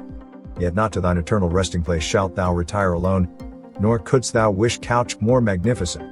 Thou shalt lie down with patriarchs of the infant world, with kings, the powerful of the earth, the wise, the fair forms, and hoary seers of ages past, all in one mighty sepulchre. The hills rock-ribbed and ancient as the sun, the vales sketching in pensive quietness between, the venerable woods, rivers that move in majesty, and the complaining brooks that make the meadows green, and poured round all old ocean's gray and melancholy waste, are but the solemn decorations all of the great tomb of man. The golden sun, the planets, all the infinite host of heaven, are shining on the sad abodes of death, through the still lapse of ages. All that tread the globe are but a handful to the tribes that slumber in its bosom. Take the wings of morning, and the Barcan desert pierce, or lose thyself in the continuous woods where rolls the Oregon, and hears no sound, save his own dashings, yet the dead are there, millions in those solitudes, since first the flight of years began, have laid them down in their last sleep, the dead reign there alone. So shalt thou rest, and what if thou withdraw unheeded by the living, and no friend take note of thy departure? All that breathe will share thy destiny, the gay will laugh when thou art gone, the solemn brood of care plod on, and each one as before will chase his favorite phantom, yet all these shall leave their mirth and their employments, and shall come, and make their bed with thee. As the long train of ages glide away, the sons of men, the youth in life's green spring, and he who goes in the full strength of years, matron and maid, and the sweet babe, and the gray-headed man, shall one by one be gathered to thy side, by those who in their turn shall follow them. So live at it when thy summons comes to join the innumerable caravan that moves to that mysterious realm, where each shall take his chamber in the silent halls of death. Thou go not, like the quarry slave at night, scourged to his dungeon, but sustained and soothed by an unfaltering trust, approach thy grave, like one who wraps the drapery of his couch about him, and lies down to pleasant dreams. Number 26. The Charge of the Light Brigade, by Alfred Lord Tennyson. Half a league, half a league, half a league onward, all in the valley of death rode the 600. Forward, the Light Brigade. Charge for the guns, he said. Into the valley of death rode the 600. Forward, the Light Brigade. Was there a man dismayed? Not though the soldier knew someone had blundered. Theirs not to make reply, theirs not to reason why, theirs but to do and die. Into the valley of death rode the 600. Cannon to right of them, cannon to left of them, cannon in front of them volleyed and thundered, stormed it with shot and shell. Boldly they rode and well, into the jaws of death, into the mouth of hell rode the 600. Flashed all their sabers bare, flashed as they turned in air, sabering the gunners there, charging an army, while all the world wondered. Plunged in the battery smoke right through the line they broke, Cossack and Russian reeled from the saber stroke, shattered and sundered. Then they rode back, but not the 600. Cannon to right of them, cannon to left of them, cannon behind them volleyed and thundered, stormed it with shot and shell, while horse and hero fell. They that had fought so well came through the jaws of death, back from the mouth of hell, all that was left of them, left of 600. When can their glory fade? Oh, the wild charge they made. All the world wondered. Honor the charge they made. Honor the Light Brigade, noble 600. Number 25. Dover Beach, by Matthew Arnold. The sea is calm tonight. The tide is full, the moon lies fair upon the straits, on the French coast the light gleams and is gone, the cliffs of England stand, glimmering and vast, out in the tranquil bay. Come to the window, sweet is the night air. Only, from the long line of spray where the sea meets the moon-blanched land, listen. You hear the grating roar of pebbles which the waves draw back, and fling, at their return, up the high strand, begin, cease, and then again begin, with tremulous cadence slow, and bring the eternal note of sadness in. Sophocles long ago heard it on the Aegean, and it brought into his mind the turbid ebb and flow of human misery. We find also in the sound of thought, hearing it by this distant northern sea. The sea of faith was once, who, at the full, and round earth's shore lay like the folds of a bright girdle furled. But now I only hear its melancholy long, withdrawing roar, retreating, to the breath of the night wind, down the vast edges drear and naked shingles of the world. Ah, love, let's be true to one another, for the world, which seems to lie before us like a land of dreams, so various, so beautiful, so new, hath really neither joy, nor love, nor light, nor certitude, nor peace, nor help for pain, and we are here as on a darkling plain swept with confused alarms of struggle and flight, where ignorant armies clash by night. Don't forget to subscribe to our channel. Number 24.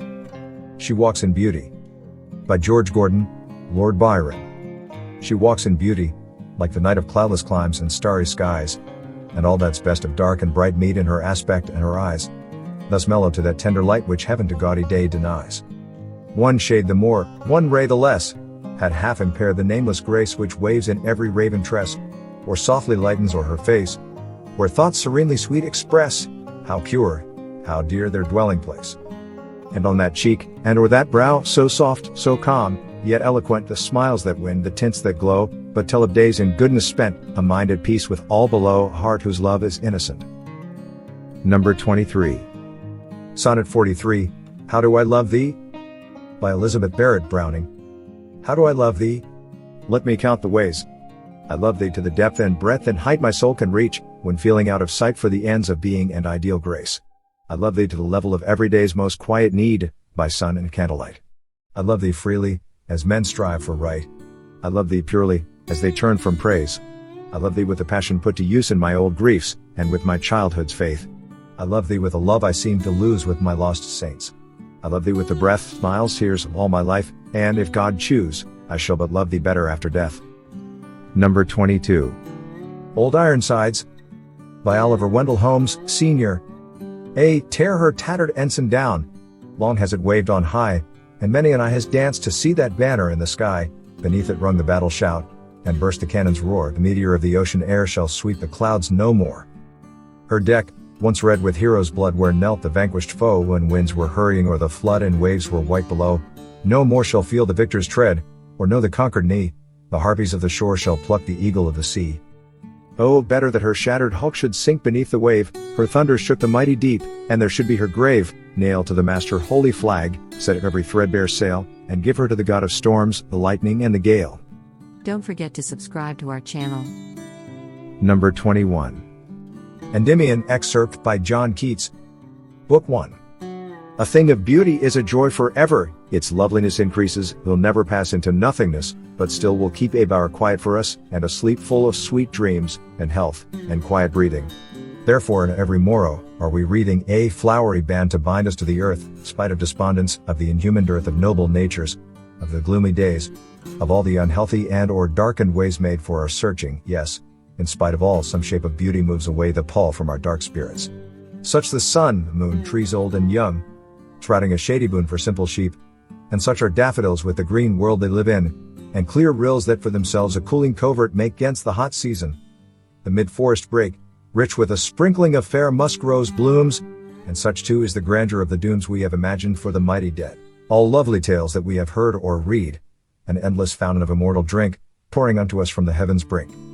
Nor do we merely feel these essences for one short hour, no, even as the trees that whisper round a temple become soon dear as the temple's selves, so does the moon, the passion poesy, glories infinite, haunt us till they become a cheering light unto our souls, and bound to us so fast that, whether there be shine, or bloom o'ercast, they always must be with us, or we die. Therefore, 'tis with full happiness that I will trace the story of Endymion.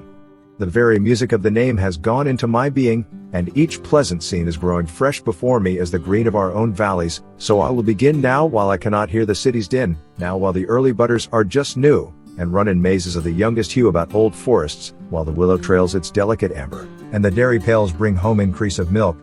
And, as the year grows lush in juicy stalks, I'll smoothly steer my little boat, for many quiet hours, with streams that deepen freshly into bowers.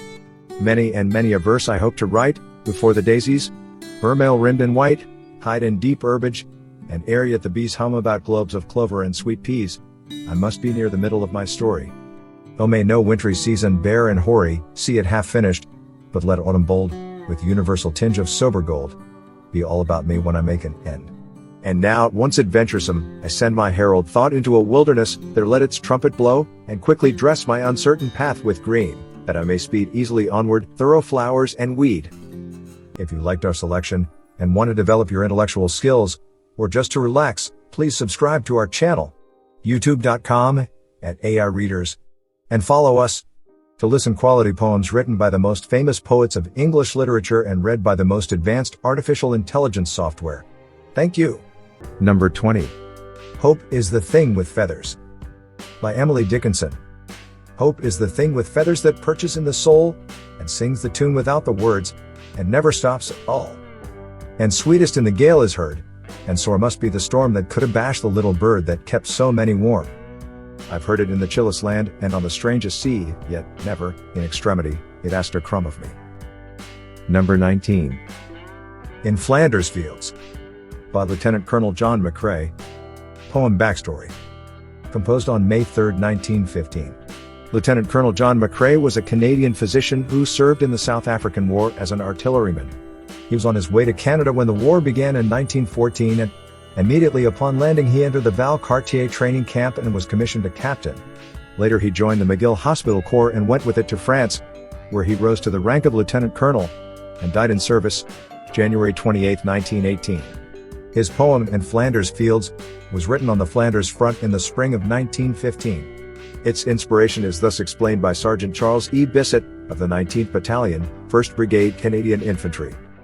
On the Flanders front in the early spring of 1915, when the war had settled down to trench fighting, two of the most noticeable features of the field were, first, the luxuriant growth of red poppies appearing among the graves of the fallen soldiers, and second, that only one species of bird, the larks, remained on the field during the fighting. As soon as the cannonading ceased, it would rise in the air, singing, "In Flanders fields the poppies blow. Between the crosses, row on row, that mark our place and in the sky. The larks, still bravely singing, fly, scarce heard amid the guns below. We are the dead. Short days ago, We lived, felt dawn, saw sunset glow, loved and were loved, and now we lie in Flanders fields. Take up our quarrel with the foe. To you from failing hands we throw the torch, be yours to hold it high. If ye break faith with us who die, we shall not sleep, though poppies grow in Flanders fields. Number 18. Kubla Khan by Samuel Taylor Coleridge. Or, A Vision in a Dream. A fragment. In Xanadu did Kubla Khan a stately pleasure dome decree, where Alph, the sacred river, ran through caverns measureless to man down to a sunless sea. So twice 5 miles of fertile ground with walls and towers were girdled round, and there were gardens bright with sinuous rills, where blossomed many an incense-bearing tree, and here were forests ancient as the hills, enfolding sunny spots of greenery. But oh, that deep romantic chasm which slanted down the green hill athwart a cedarn cover.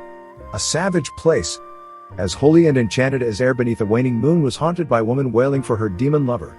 And from this chasm with ceaseless turmoil seething, as if this earth in fast thick pants were breathing, a mighty fountain momently was forced, amid whose swift half-intermitted burst huge fragments vaulted like rebounding hail, or chaffy grain beneath the thresher's flail, and mid these dancing rocks at once and ever it flung up momently the sacred river. 5 miles meandering with a mazy motion through wood and dale the sacred river ran, then reached the caverns measureless to man, and sank in tumult to a lifeless ocean, and mid this tumult Kubla heard from far ancestral voices prophesying war. The shadow of the dome of pleasure floated midway on the waves, where was heard the mingled measure from the fountain in the caves. It was a miracle of rare device. A sunny pleasure dome with caves of ice. A damsel with a dulcimer in a vision once I saw, it was an Abyssinian maid and on her dulcimer she played, singing of Mount Abora. Could I revive within me her symphony and song, to such a deep delight 'twould win me, that with music loud and long, I would build that dome in air, that sunny dome, those caves of ice. And all who heard should see them there and all should cry, beware, beware, his flashing eyes, his floating hair, weave a circle round him thrice, and close your eyes with holy dread for he on honeydew hath fed, and drunk the milk of paradise. If you liked our selection, and want to develop your intellectual skills, or just to relax, please subscribe to our channel. youtube.com/AIReaders. And follow us. To listen quality poems written by the most famous poets of English literature and read by the most advanced artificial intelligence software. Thank you. Number 17. If by Rudyard Kipling. If you can keep your head when all about you are losing theirs and blaming it on you, if you can trust yourself when all men doubt you, but make allowance for their doubting too, if you can wait and not be tired by waiting, or being lied about, don't deal in lies, or being hated, don't give way to hating, and yet don't look too good, nor talk too wise. If you can dream, and not make dreams your master, if you can think, and not make thoughts your aim, if you can meet with triumph and disaster and treat those two impostors just the same, if you can bear to hear the truth you spoke and twisted by knaves to make a trap for fools, or watch the things you gave your life to broken, and stoop and build them up with worn-out tools. If you can make one heap of all your winnings and risk it on one turn of pitch and toss, and lose, and start again at your beginnings and never breathe a word about your loss, if you can force your heart and nerve and sinew to serve your turn long after they are gone, and so hold on when there is nothing in you except the will which says to them, hold on. If you can talk with crowds and keep your virtue, or walk with kings, nor lose the common touch if neither foes nor loving friends can hurt you, if all men count with you but none too much, if you can fill the unforgiving minute with 60 seconds worth of distance run, yours is the earth and everything that's in it, and, which is more, you'll be a man, my son. Don't forget to subscribe to our channel. Number 16. Paul Revere's Ride by Henry Wadsworth Longfellow. Listen, my children, and you shall hear of the midnight ride of Paul Revere, on the 18th of April, in 75. Hardly a man is now alive who remembers that famous day and year. He said to his friend, if the British march by land or sea from the town tonight, hang a lantern aloft in the belfry arch of the North Church Tower as a signal light, one if by land, and two if by sea, and I on the opposite shore will be, ready to ride and spread the alarm through every Middlesex village and farm, for the country folk to be up and to arm. Then he said good night, and with muffled oar silently rowed to the Charlestown shore, just as the moon rose over the bay, where swinging wide at her moorings lay the Somerset, British men of war, a phantom ship, with each mast and spar across the moon like a prison bar, and a huge black hulk, that was magnified by its own reflection in the tide. Meanwhile, His friend through alley and street wanders and watches, with eager ears, till in the silence around him he hears the muster of men at the barrack door, the sound of arms, and the tramp of feet, and the measured tread of the grenadiers, marching down to their boats on the shore. Then he climbed the tower of the old North Church, by the wooden stairs, with stealthy tread, to the belfry chamber overhead, and startled the pigeons from their perch on the somber rafters, that round him made masses and moving shapes of shade, by the trembling ladder, steep and tall, to the highest window in the wall, where he paused to listen and look down a moment on the roofs of the town and the moonlight flowing over all. Beneath, in the churchyard, lay the dead, in their night encampment on the hill, wrapped in silence so deep and still that he could hear, like a sentinel's tread, the watchful night wind, as it went creeping along from tent to tent, and seeming to whisper, all is well. A moment only he feels the spell of the place and the hour, and the secret dread of the lonely belfry and the dead, for suddenly all his thoughts are bent on a shadowy something far away, where the river widens to meet the bay, a line of black that bends and floats on the rising tide like a bridge of boats. Meanwhile, impatient to mount and ride, booted and spurred, with a heavy stride on the opposite shore walked Paul Revere.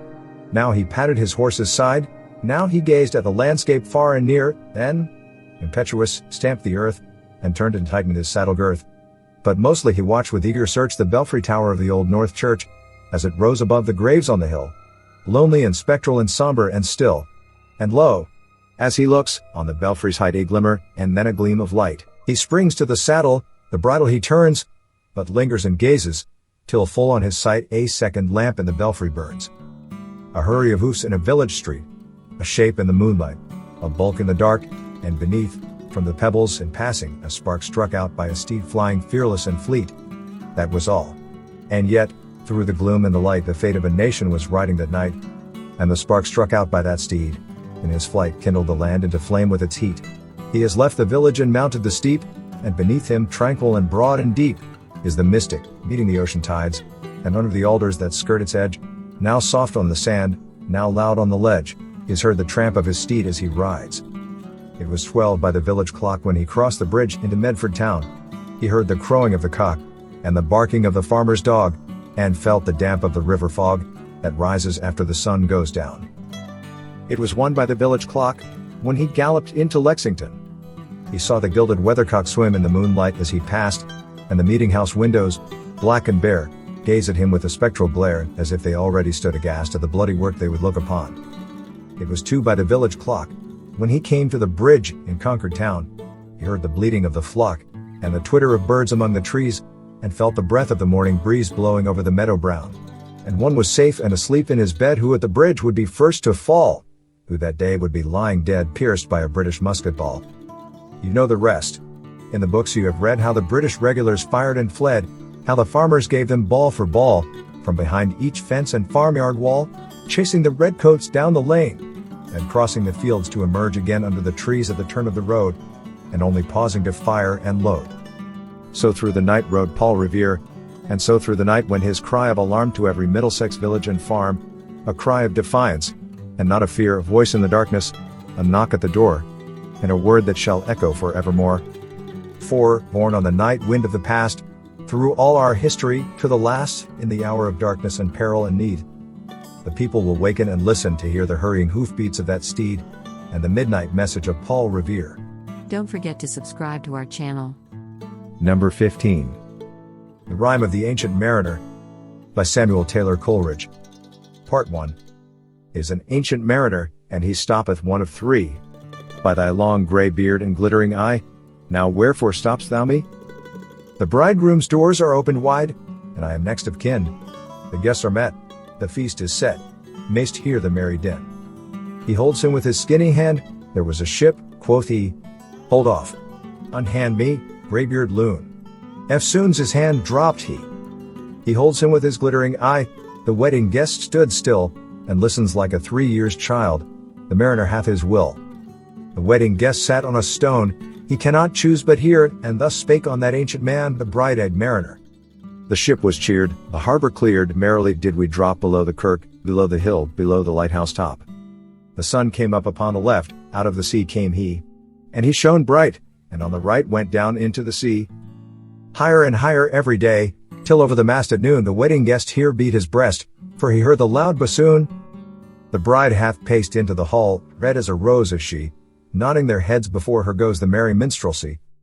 The wedding guest he beat his breast, yet he cannot choose but hear, and thus spake on that ancient man, the bright-eyed mariner. And now the storm blast came, and he was tyrannous and strong, he struck with his o'ertaking wings, and chased us south along. With sloping masts and dipping prows who pursued with yell and blow still treads the shadow of his foe, and forward bends his head, the ship drove fast, loud roared the blast, and southward we fled. And now there came both mist and snow, and it grew wondrous cold, and ice, mast high, came floating by, as green as emerald. And through the drifts the snowy cliffs did send a dismal sheen, nor shapes of men nor beasts we ken. The ice was all between. The ice was here, the ice was there, the ice was all around, it cracked and growled, and roared and howled, like noises as swound.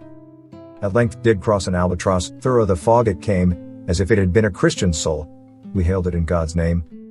It ate the food it ne'er had to eat, and round it flew. The ice did split with a thunder fit, the helmsman steered us through. And a good south wind sprung up behind, the albatross did follow it every day, for food or play, came to the mariner's hollow. In mist or cloud, on mast or shroud, it perched for vespers 9, whiles all the night, through fog smoke white, glimmered the white moonshine. God save thee, ancient mariner, from the fiends that plague thee thus. Why look'st thou so? With my crossbow I shot the albatross. Part 2. The sun now rose upon the right, out of the sea came he still hid in mist, and on the left went down into the sea. And the good south wind still blew behind, but no sweet bird did follow, nor any day for food or play came to the mariner's hollow. And I had done a hellish thing, and it would work 'em woe, for all averred, I had killed the bird that made the breeze to blow. Ah wretch, said they, the bird to slay, that made the breeze to blow. Nor dim nor red, like God's own head, the glorious sun uprist, then all averred, I had killed the bird that brought the fog and mist. 'Twas right, said they, such birds to slay, that bring the fog and mist. The fair breeze blew, the white foam flew, the furrow followed free, we were the first that ever burst into that silent sea. Down dropped the breeze, the sails dropped down, 'twas sad as sad could be, and we did speak only to break the silence of the sea. All in a hot and copper sky, the bloody sun, noon, right up above the mast did stand, no bigger than the moon. Day after day, we stuck, nor breath nor motion, as idle as a painted ship upon a painted ocean. Water, water, everywhere, and all the boards did shrink, water, water, everywhere, nor any drop to drink. The very deep did rot, O Christ, that ever this should be, yea, slimy things did crawl with legs upon the slimy sea. About, in reel and rout the death fires danced at night, the water, like a witch's oils, burnt green, and blue and white. And some in dreams assured were of the spirit that plagued us so, 9 fathom deep, he had followed us from the land of mist and snow. And every tongue, through utter drought, was withered at the root, we could not speak, no more than if we had been choked with soot. Ah, well a day, what evil looks had I from old and young. Instead of the cross, the albatross about my neck was hung. Part 3. There passed a weary time. Each throat was parched, and glazed each eye. A weary time, a weary time. How glazed each weary eye. When looking westward, I beheld a something in the sky. At first it seemed a little speck, and then it seemed a mist, it moved, and took at last a certain shape, I wist. A speck, a mist, a shape, I wist. And still it neared and neared, as if it dodged a water sprite, plunged and tacked and veered. With throats unslaked, with black lips baked, we could nor laugh nor wail, through utter drought all dumb we stood. I bit my arm, I sucked the blood, and cried, a sail! A sail! With throats unslaked, with black lips baked, agape they heard me call, gramercy. They for joy did grin, and all at once their breath drew in, as they were drinking all. See! See! I cried, she tacks no more. Hither to work us wheel, without a breeze, without a tide, she steadies with upright keel, the western wave was all a flame. The day was well nigh done. Almost upon the western wave rested the broad bright sun, when that strange shape drove suddenly betwixt us and the sun. And straight the sun was flecked with bars, heaven's mother send us grace, as if through a dungeon grate he peered with broad and burning face. Alas! Thought I, and my heart beat loud, how fast she nears and nears. Are those her sails that glance in the sun? like restless gossameres? Are those her ribs through which the sun did peer, as through a grate? And is that woman all her crew? Is that a death? And are there two? Is death that woman's mate?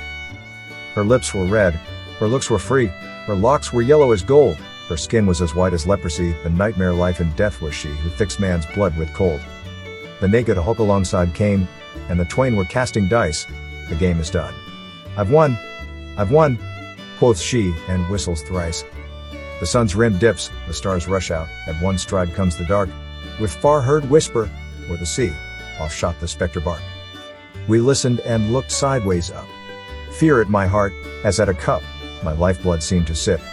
The stars were dim and thick the night, steersman's face by his lamp gleamed white, from the sails the dew did drip, till clomb above the eastern bar the horned moon, with one bright star within the nether tip. One after one by the star-dogged moon, too quick for groan or sigh, each turned his face with a ghastly pang, and cursed me with his eye. 4 times 50 living men, and I heard nor sigh nor groan, with heavy thump, a lifeless lump, they dropped down one by one. The souls did from their bodies fly, they fled to bliss or woe, and every soul passed me by, like the whiz of my crossbow. Part 4 I fear thee, ancient mariner, I fear thy skinny hand, and thou art long, and lank, and brown, as is the ribbed sea sand. I fear thee and thy glittering eye, and thy skinny hand so brown. Fear not, thou wedding guest. This body dropped not down. Alone, all alone on a wide sea, and never a saint took pity on my soul in agony. The many men so beautiful, and they all dead did lie, and 1,000,000 slimy things lived on, and so did I. I looked upon the rotting sea, and drew my eyes away, I looked upon the rotting deck, and there the dead men lay. I looked to heaven, and tried to pray, but or ever a prayer had gushed, a wicked whisper came, and made my heart as dry as dust. I closed my lids, and kept them close, and the balls like pulses beat, for the sky and the sea and the sky lay dead like a load on my weary eye, and the dead were at my feet. The cold sweat melted from their limbs, nor rot nor reek did they, the look with which they looked on me had never passed away. An orphan's curse would drag to hell a spirit from on high, but oh, more horrible than that is the curse in a dead man's eye. 7 days, 7 nights, I saw that curse, and yet I could not die. The moving moon went up the sky, and nowhere did abide, softly she was going up, and a star or two beside. Her beams bemocked the sultry main, like April hoarfrost spread, but where the ship's huge shadow lay, the charmed water burnt alway a still and awful red. Beyond the shadow of the ship, I watched the water snakes, they moved in tracks of shining white, and when they reared, the elfish light fell off in hoary flakes. Within the shadow of the ship I watched their rich attire, blue, glossy green, and velvet black. They coiled and swam, and every track was a flash of golden fire. Oh happy living things! No tongue their beauty might declare, a spring of love gushed from my heart, and I blessed them unaware, sure my kind saint took pity on me, and I blessed them unaware. The selfsame moment I could pray, and from my neck so free the albatross fell off, and sank like lead into the sea. Part 5. O sleep! It is a gentle thing, who loved it from pole to pole. To Mary Queen the praise be given. She sent the gentle sleep from heaven, that slid into my soul. The silly buckets on the deck, that had so long remained, I dreamt that they were filled with dew, and when I awoke, it rained. My lips were wet, my throat was cold, my garments all were dank, sure I had drunken in my dreams, and still my body drank. I moved, and could not feel my limbs, I was so light, almost I thought that I had died in sleep, and was a blessed ghost. And soon I heard a roaring wind, it did not come anear, but with its sound it shook the sails, that were so thin and sere. The upper air burst into life, and 100 fire flags sheen to and fro they were hurried about, and to and fro and in and out the wan stars danced between. And the coming wind did roar more loud, and the sails did sigh like sedge, and the rain poured down from one black cloud, the moon was at its edge. The thick black cloud was cleft, and still the moon was at its side, like water shot from some high crag, the lightning fell with never a jag, a river steep and wide. The loud wind never reached the ship, yet now the ship moved on. Beneath the lightning and the moon the dead men gave a groan. They groaned, they stirred, they all uprose, nor spake, nor moved their eyes. It had been strange, even in a dream, to have seen those dead men rise. The helmsman steered, the ship moved on, yet never a breeze up blew. The mariners all gone work the ropes, where they were wont to do, they raised their limbs like lifeless tools. We were a ghastly crew. The body of my brother's son stood by me, knee to knee. The body and I pulled at one rope, but he said not to me, I fear thee, ancient mariner. Be calm, thou wedding guest. 'Twas not those souls that fled in pain, which to their course came again, but a troop of spirits blessed. For when it dawned, they dropped their arms, and clustered round the mast, sweet sounds rose slowly through their mouths, and from their bodies passed. Around, around, flew each sweet sound, then darted to the sun. Slowly the sounds came back again, now mixed, now one by one. Sometimes a dropping from the sky I heard the skylark sing, sometimes all little birds that are, how they seem to fill the sea and air with their sweet jargoning. And now 'twas like all instruments, now like a lonely flute, and now it is an angel's song, that makes the heavens be mute. It ceased, yet still the sails made on a pleasant noise till noon, a noise like of a hidden brook in the leafy month of June, that to the sleeping woods all night singeth a quiet tune. Till noon we quietly sailed on, yet never a breeze did breathe. Slowly and smoothly went the ship, moved onward from beneath. Under the keel 9 fathom deep, from the land of mist and snow, the spirit slid, and it was he that made the ship to go. The sails at noon left off their tune, and the ship stood still also. The sun, right up above the mast, had fixed her to the ocean, but in a minute she gone stir, with a short uneasy motion, backwards and forwards half her length with a short uneasy motion. Then like a pawing horse let go, she made a sudden bound, it flung the blood into my head, and I fell down in a swound. How long in that same fit I lay, I have not to declare, but ere my living life returned, I heard and in my soul discerned 2 voices in the air. Is it he? Quoth one, is this the man? By him who died on cross, with his cruel bow he laid full low the harmless albatross. The spirit who bideth by himself in the land of mist and snow, he loved the bird that loved the man who shot him with his bow. The other was a softer voice, as soft as honeydew, quoth he, the man hath penance done, and penance more will do. Part 6. First voice, but tell me, speak again, the soft response renewing, what makes that ship drive on so fast? What is the ocean doing? Second voice, still as a slave before his lord, the ocean hath no blast, his great bright eye most silently up to the moon is cast. If he may know which way to go, for she guides him smooth or grim. See, brother, see, how graciously she looketh down on him. First voice, but why drives on that ship so fast, without or wave or wind? Second voice, the air is cut away before, and closes from behind. Fly, brother, fly, more high, or we shall be belated, for slow and slow that ship will go, when the mariner's trance is abated. I woke, and we were sailing on as in a gentle weather, 'twas night, calm night. The moon was high, the dead men stood together. All stood together on the deck, for a charnel dungeon fitter, all fixed on me their stony eyes, that in the moon did glitter. The pang, the curse, with which they died, had never passed away, I could not draw my eyes from theirs, nor turn them up to pray. And now this spell was snapped, once more I viewed the ocean green, and looked far forth, yet little saw of what had else been seen.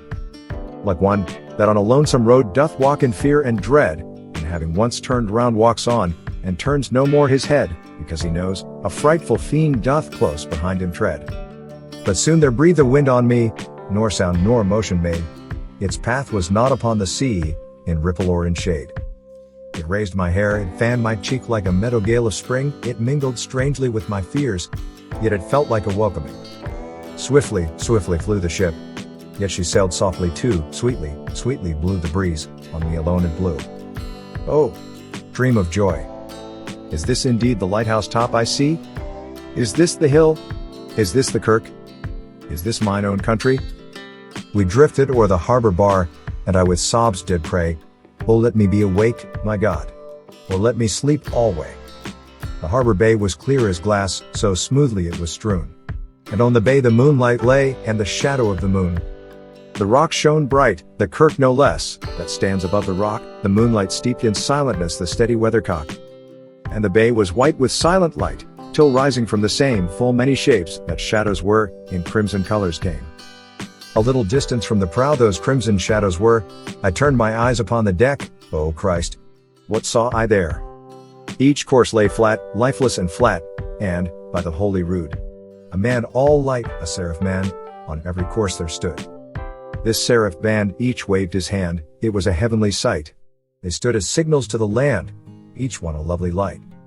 This seraph band each waved his hand, no voice did they impart, no voice, but oh, the silence sank like music on my heart. But soon I heard the dash of oars, I heard the pilot's cheer, my head was turned perforce away and I saw a boat appear. The pilot and the pilot's boy, I heard them coming fast, dear Lord in heaven. It was a joy the dead men could not blast. I saw a third, I heard his voice, it is the hermit good. He singeth loud his godly hymns that he makes in the wood. He'll shrieve my soul, he'll wash away the albatross's blood. Part 7. This hermit good lives in that wood which slopes down to the sea. How loudly his sweet voice he rears. He loves to talk with mariners that come from a far country. He kneels at morn, noon, and eve, he hath a cushion plump, it is the moss that wholly hides the rotted old oak stump. The skiff boat neared, I heard them talk, why this is strange, I trow. Where are those lights so many and fair, that signal made but now? Strained by my faith, the hermit said, and they answered not our cheer. The planks looked warped, and see those sails, how thin they are and sere. I never saw a like to them, unless perchance it were brown skeletons of leaves that lag my forest brook along, when the ivy tot is heavy with snow, and the owlet whoops to the wolf below, that eats the she-wolf's young.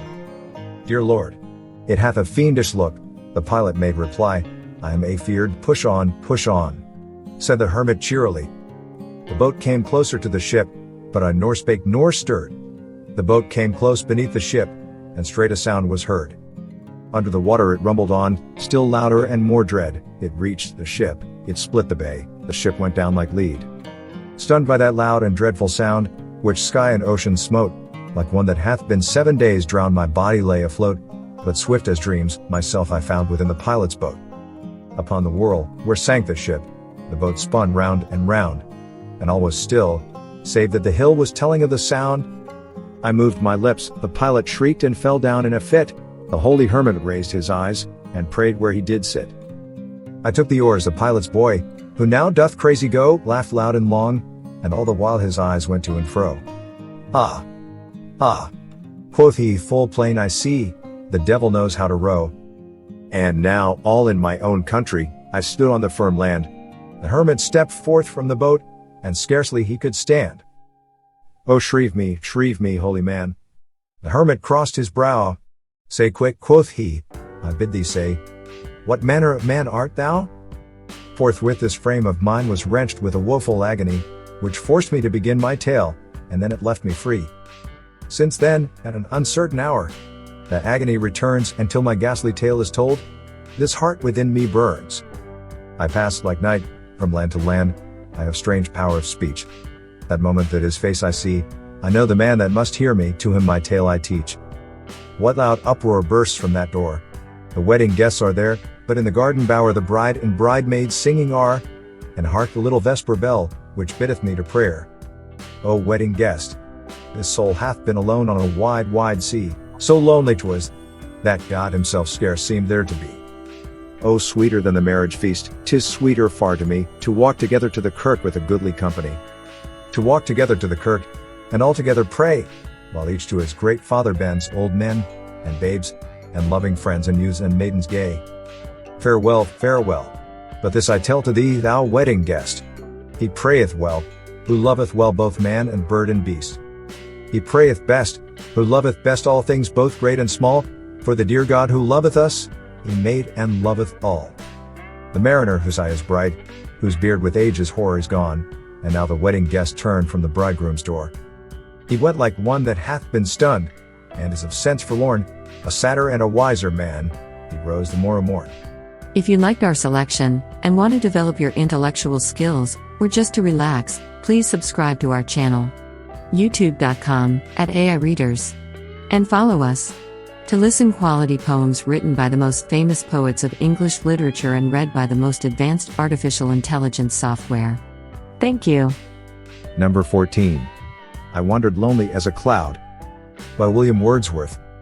I wandered lonely as a cloud that floats on higher vales and hills, when all at once I saw a crowd, a host, of golden daffodils, beside the lake, beneath the trees. fluttering and dancing in the breeze. Continuous as the stars that shine and twinkle on the Milky Way, they stretched in never-ending line along the margin of a bay. 10,000 saw I at a glance, tossing their heads in sprightly dance. The waves beside them danced, but they outdid the sparkling waves in glee. A poet could not but be gay. In such a jocund company, I gazed, but little thought what wealth a show to me had brought.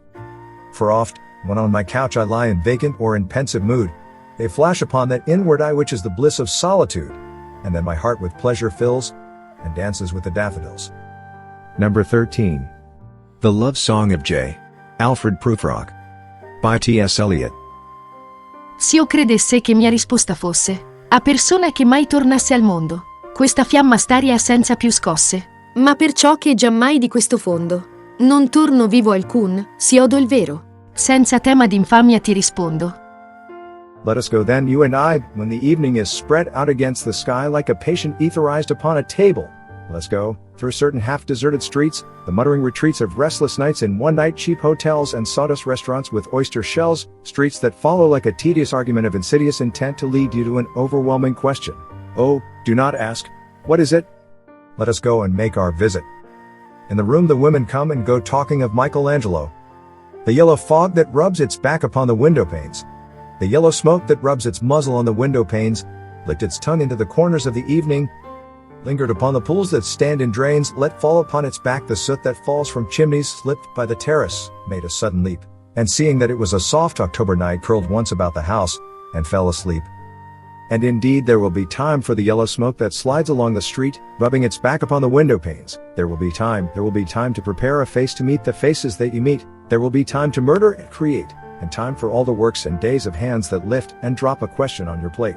Time for you and time for me, and time yet for 100 indecisions, and for 100 visions and revisions, before the taking of a toast and tea. In the room the women come and go talking of Michelangelo. And indeed there will be time to wonder, do I dare? And do I dare? Time to turn back and descend the stair, with a bald spot in the middle of my hair. They will say, how his hair is growing thin, my morning coat, my collar mounting firmly to the chin, my necktie rich and modest, but asserted by a simple pin. They will say, but how his arms and legs are thin, do I dare disturb the universe? In a minute there is time for decisions and revisions which a minute will reverse. For I have known them all already, known them all, have known the evenings, mornings, afternoons. I have measured out my life with coffee spoons. I know the voices dying with a dying fall beneath the music from a farther room. So how should I presume? And I have known the eyes already, known them all, the eyes that fix you in a formulated phrase, and when I am formulated, scrawling on a pin, when I am pinned and wriggling on the wall, then how should I begin to spit out all the butt ends of my days and ways? And how should I presume? And I have known the arms already, known them all, arms that are braceleted and white and bare, but in the lamplight, downed with light brown hair. Is it perfume from a dress that makes me so digress? Arms that lie along a table, or wrap about a shawl, and should I then presume? And how should I begin? Shall I say, I have gone at dusk through narrow streets and watched the smoke that rises from the pipes of lonely men in shirt sleeves, leaning out of windows? I should have been a pair of ragged claws scuttling across the floors of silent seas. And the afternoon, the evening, sleeps so peacefully, smoothed by long fingers, asleep, tired, or it malingers stretched on the floor, here beside you and me. Should I, after tea and cakes and ices, have the strength to force the moment to its crisis? But though I have wept and fasted, wept and prayed, though I have seen my head grown slightly bald, brought in upon a platter, I am no prophet, and here's no great matter. I have seen the moment of my greatness flicker, and I have seen the eternal footman hold my coat, and snicker, and in short, I was afraid.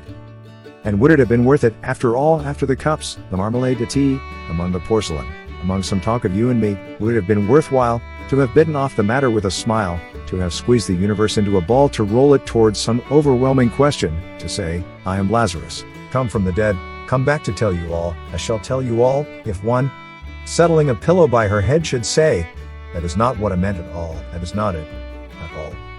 And would it have been worth it, after all, would it have been worthwhile, after the sunsets and the dooryards and the sprinkled streets, after the novels, after the teacups, after the skirts that trail along the floor, and this, and so much more?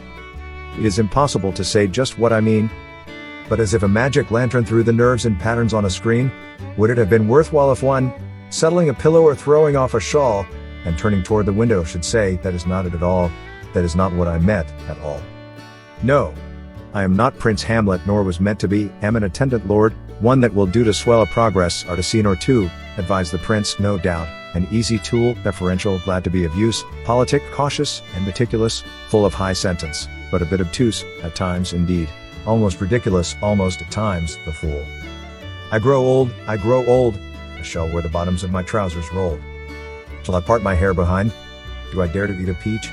I shall wear white flannel trousers, and walk upon the beach. I have heard the mermaids singing, each to each. I do not think that they will sing to me. I have seen them riding seaward on the waves, combing the white hair of the waves, blown back when the wind blows the water white and black. We have lingered in the chambers of the sea by sea girls wreathed with seaweed red and brown till human voices wake us, and we drown. Don't forget to subscribe to our channel. Number 12. Because I Could Not Stop for Death. By Emily Dickinson. Because I could not stop for death, he kindly stopped for me. The carriage held but just ourselves and immortality. We slowly drove, he knew no haste, and I had put away my labor, and my leisure too, for his civility. We passed the school where children played, their lessons scarcely done. We passed the fields of gazing grain, we passed the setting sun. We paused before a house that seemed a swelling of the ground.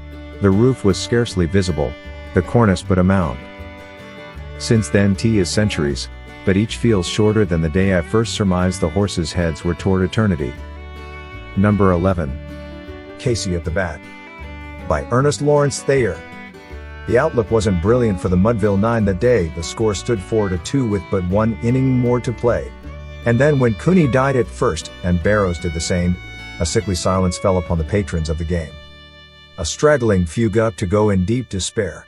The rest clung to that hope which springs eternal in the human breast. They thought if only Casey could but get a whack at that, we'd put up even money now with Casey at the bat. But Flynn preceded Casey, as did also Jimmy Blake, and the former was a Lulu and the latter was a cake. So upon that stricken multitude grim melancholy sat, for there seemed little chance of Casey's getting to the bat. But Flynn let drive a single, to the wonderment of all, and Blake, the much despised, tore the cover off the ball, and when the dust had lifted, and men saw what had occurred, there was Jimmy safe at second and Flynn hugging third. Then from 5,000 throats and more there rose a lusty yell. It rumbled through the valley, it rattled in the dell, it knocked upon the mountain and recoiled upon the flat, for Casey, mighty Casey, was advancing to the bat.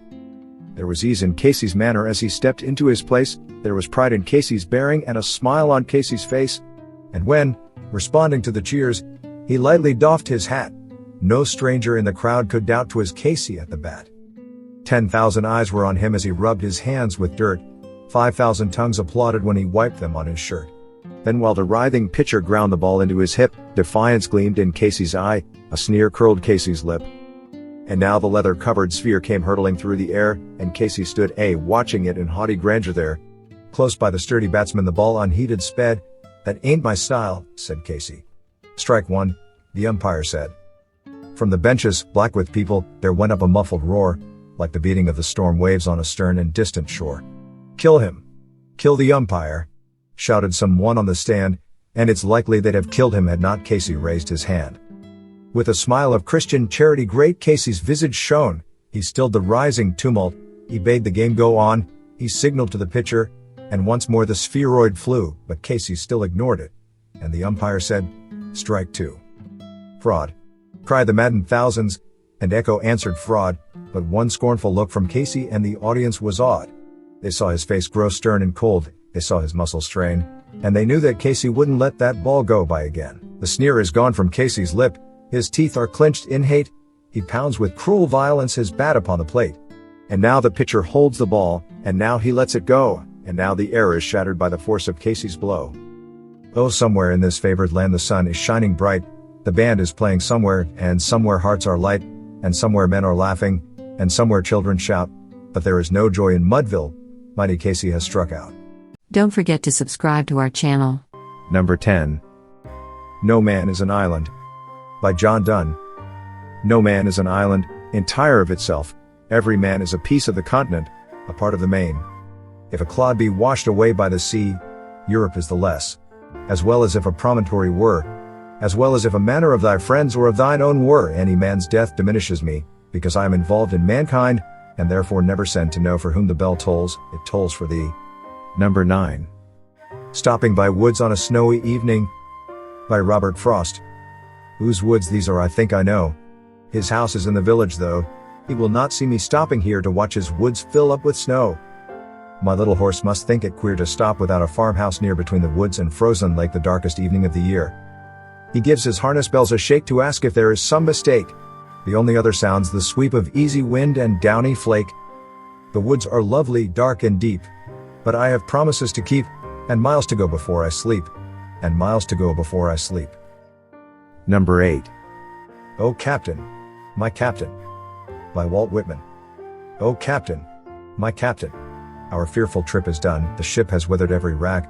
The prize we sought is won, the port is near, the bells I hear, the people all exulting, while follow eyes the steady keel, the vessel grim and daring.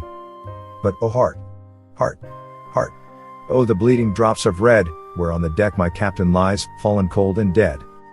O Captain, my Captain, rise up and hear the bells, rise up, for you the flag is flung, for you the bugle trills, for you bouquets and ribboned wreaths, for you the shores a crowding, for you they call the swaying mass, their eager faces turning. O Captain, dear father, this arm beneath your head, it is some dream that on the deck, you've fallen cold and dead. My captain does not answer, his lips are pale and still, my father does not feel my arm, he has no pulse nor will, the ship is anchored safe and sound, its voyage closed and done from fearful trip, the victor ship comes in with object won. Exult, O shores, and ring, O bells. But I, with mournful tread, walk the deck my captain lies, fallen cold and dead. Number 7. Sonnet 18, Shall I compare thee to a summer's day? By William Shakespeare. Shall I compare thee to a summer's day?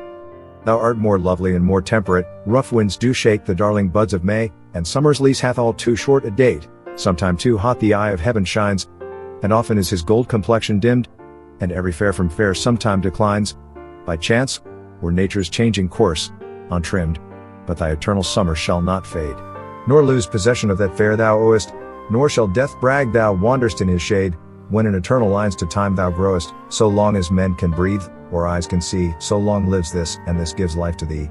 Number 6. Nothing gold can stay, by Robert Frost. Nature's first green is gold, her hardest hue to hold. Her early leaf's a flower, but only so an hour. Then leaf subsides to leaf, so Eden sank to grief. So dawn goes down today, nothing gold can stay. Don't forget to subscribe to our channel. Number 5. Invictus, by William Ernest Henley. Out of the night that covers me, black as the pit from pole to pole, I thank whatever gods may be for my unconquerable soul. In the fell clutch of circumstance I have not winced nor cried aloud. Under the bludgeonings of chance my head is bloody, but unbowed. Beyond this place of wrath and tears looms but the horror of the shade, and yet the menace of the years finds and shall find me unafraid.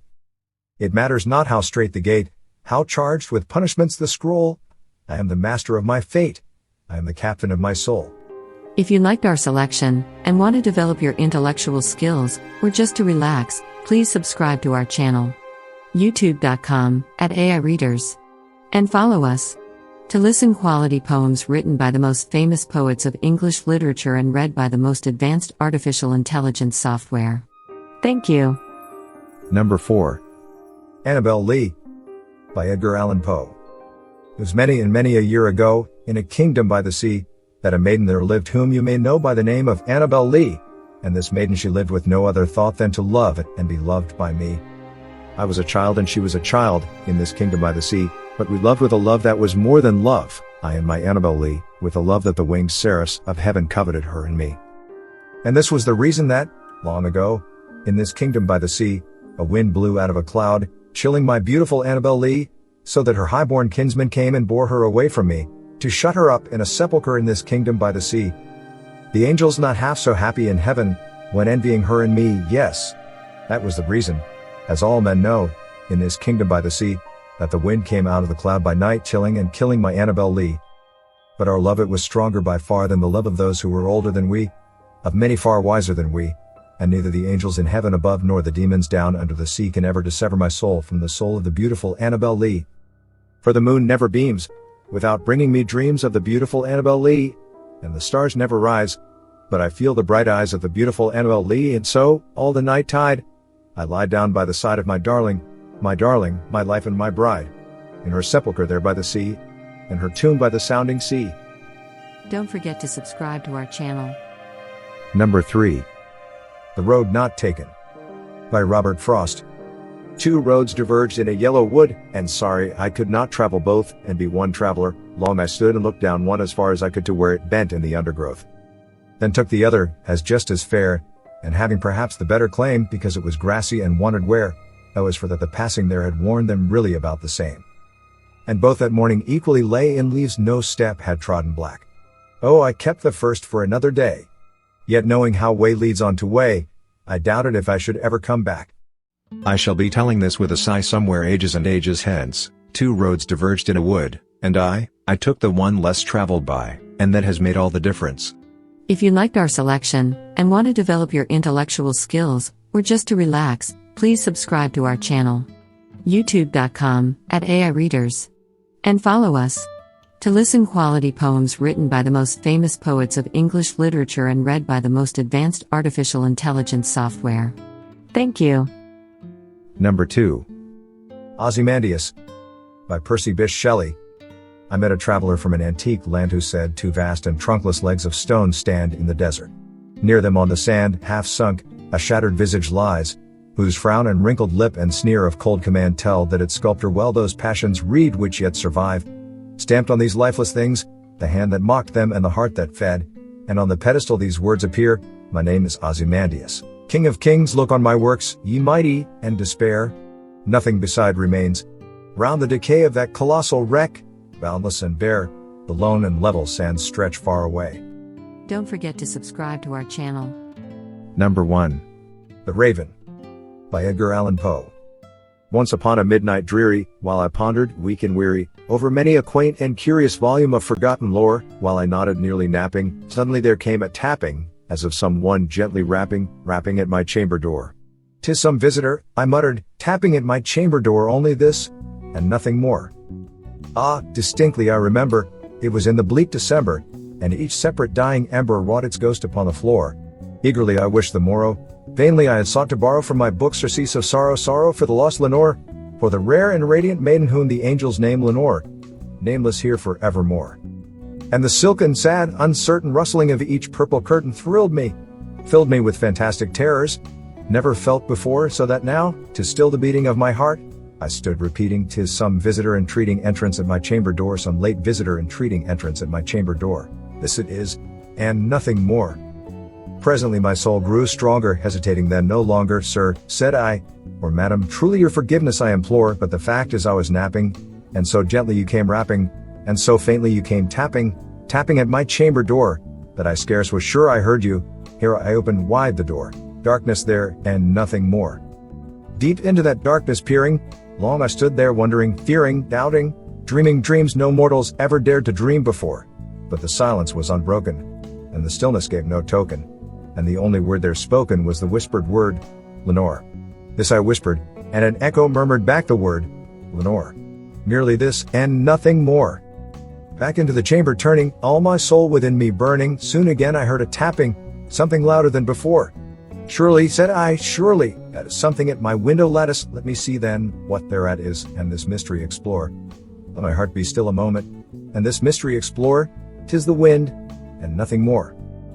Open here I flung the shutter, when, with many a flirt and flutter, in there stepped a stately raven of the saintly days of yore. Not the least obeisance made he, not a minute stopped or stayed he, but with mien of lord or lady, perched above my chamber door, perched upon a bust of Pallas just above my chamber door, perched, and sat, and nothing more. Then this ebony bird beguiling my sad fancy into smiling, by the grave and stern decorum of the countenance it wore, though thy crest be shorn and shaven, thou, I said, art sure no craven, ghastly, grim, and ancient raven, wandering from the nightly shore. Tell me what thy lordly name is on the night's Plutonian shore. Quoth the raven, nevermore.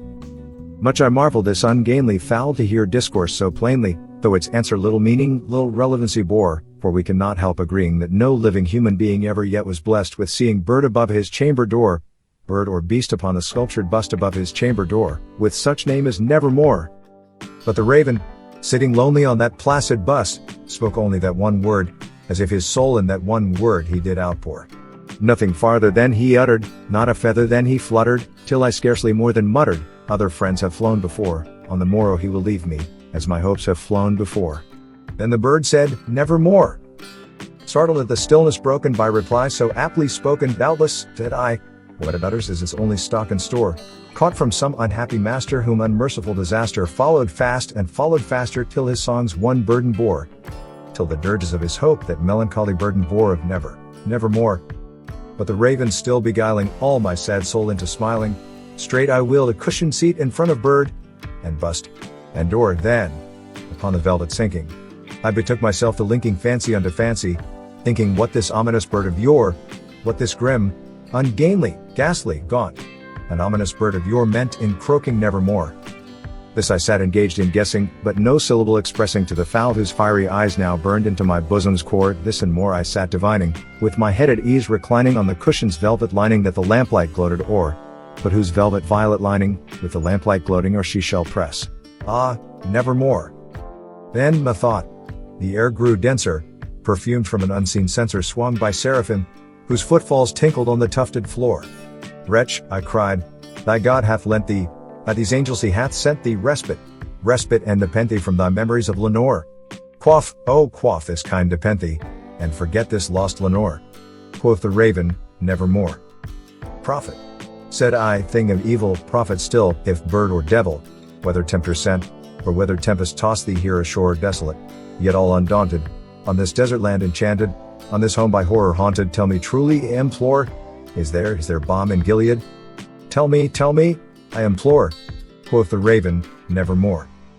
Prophet, said I, thing of evil, prophet still, if bird or devil, by that heaven that bends above us, by that God we both adore, tell this soul with sorrow laden, if within the distant Aidenn, it shall clasp a sainted maiden whom the angels name Lenore, clasp a rare and radiant maiden, whom the angels name Lenore.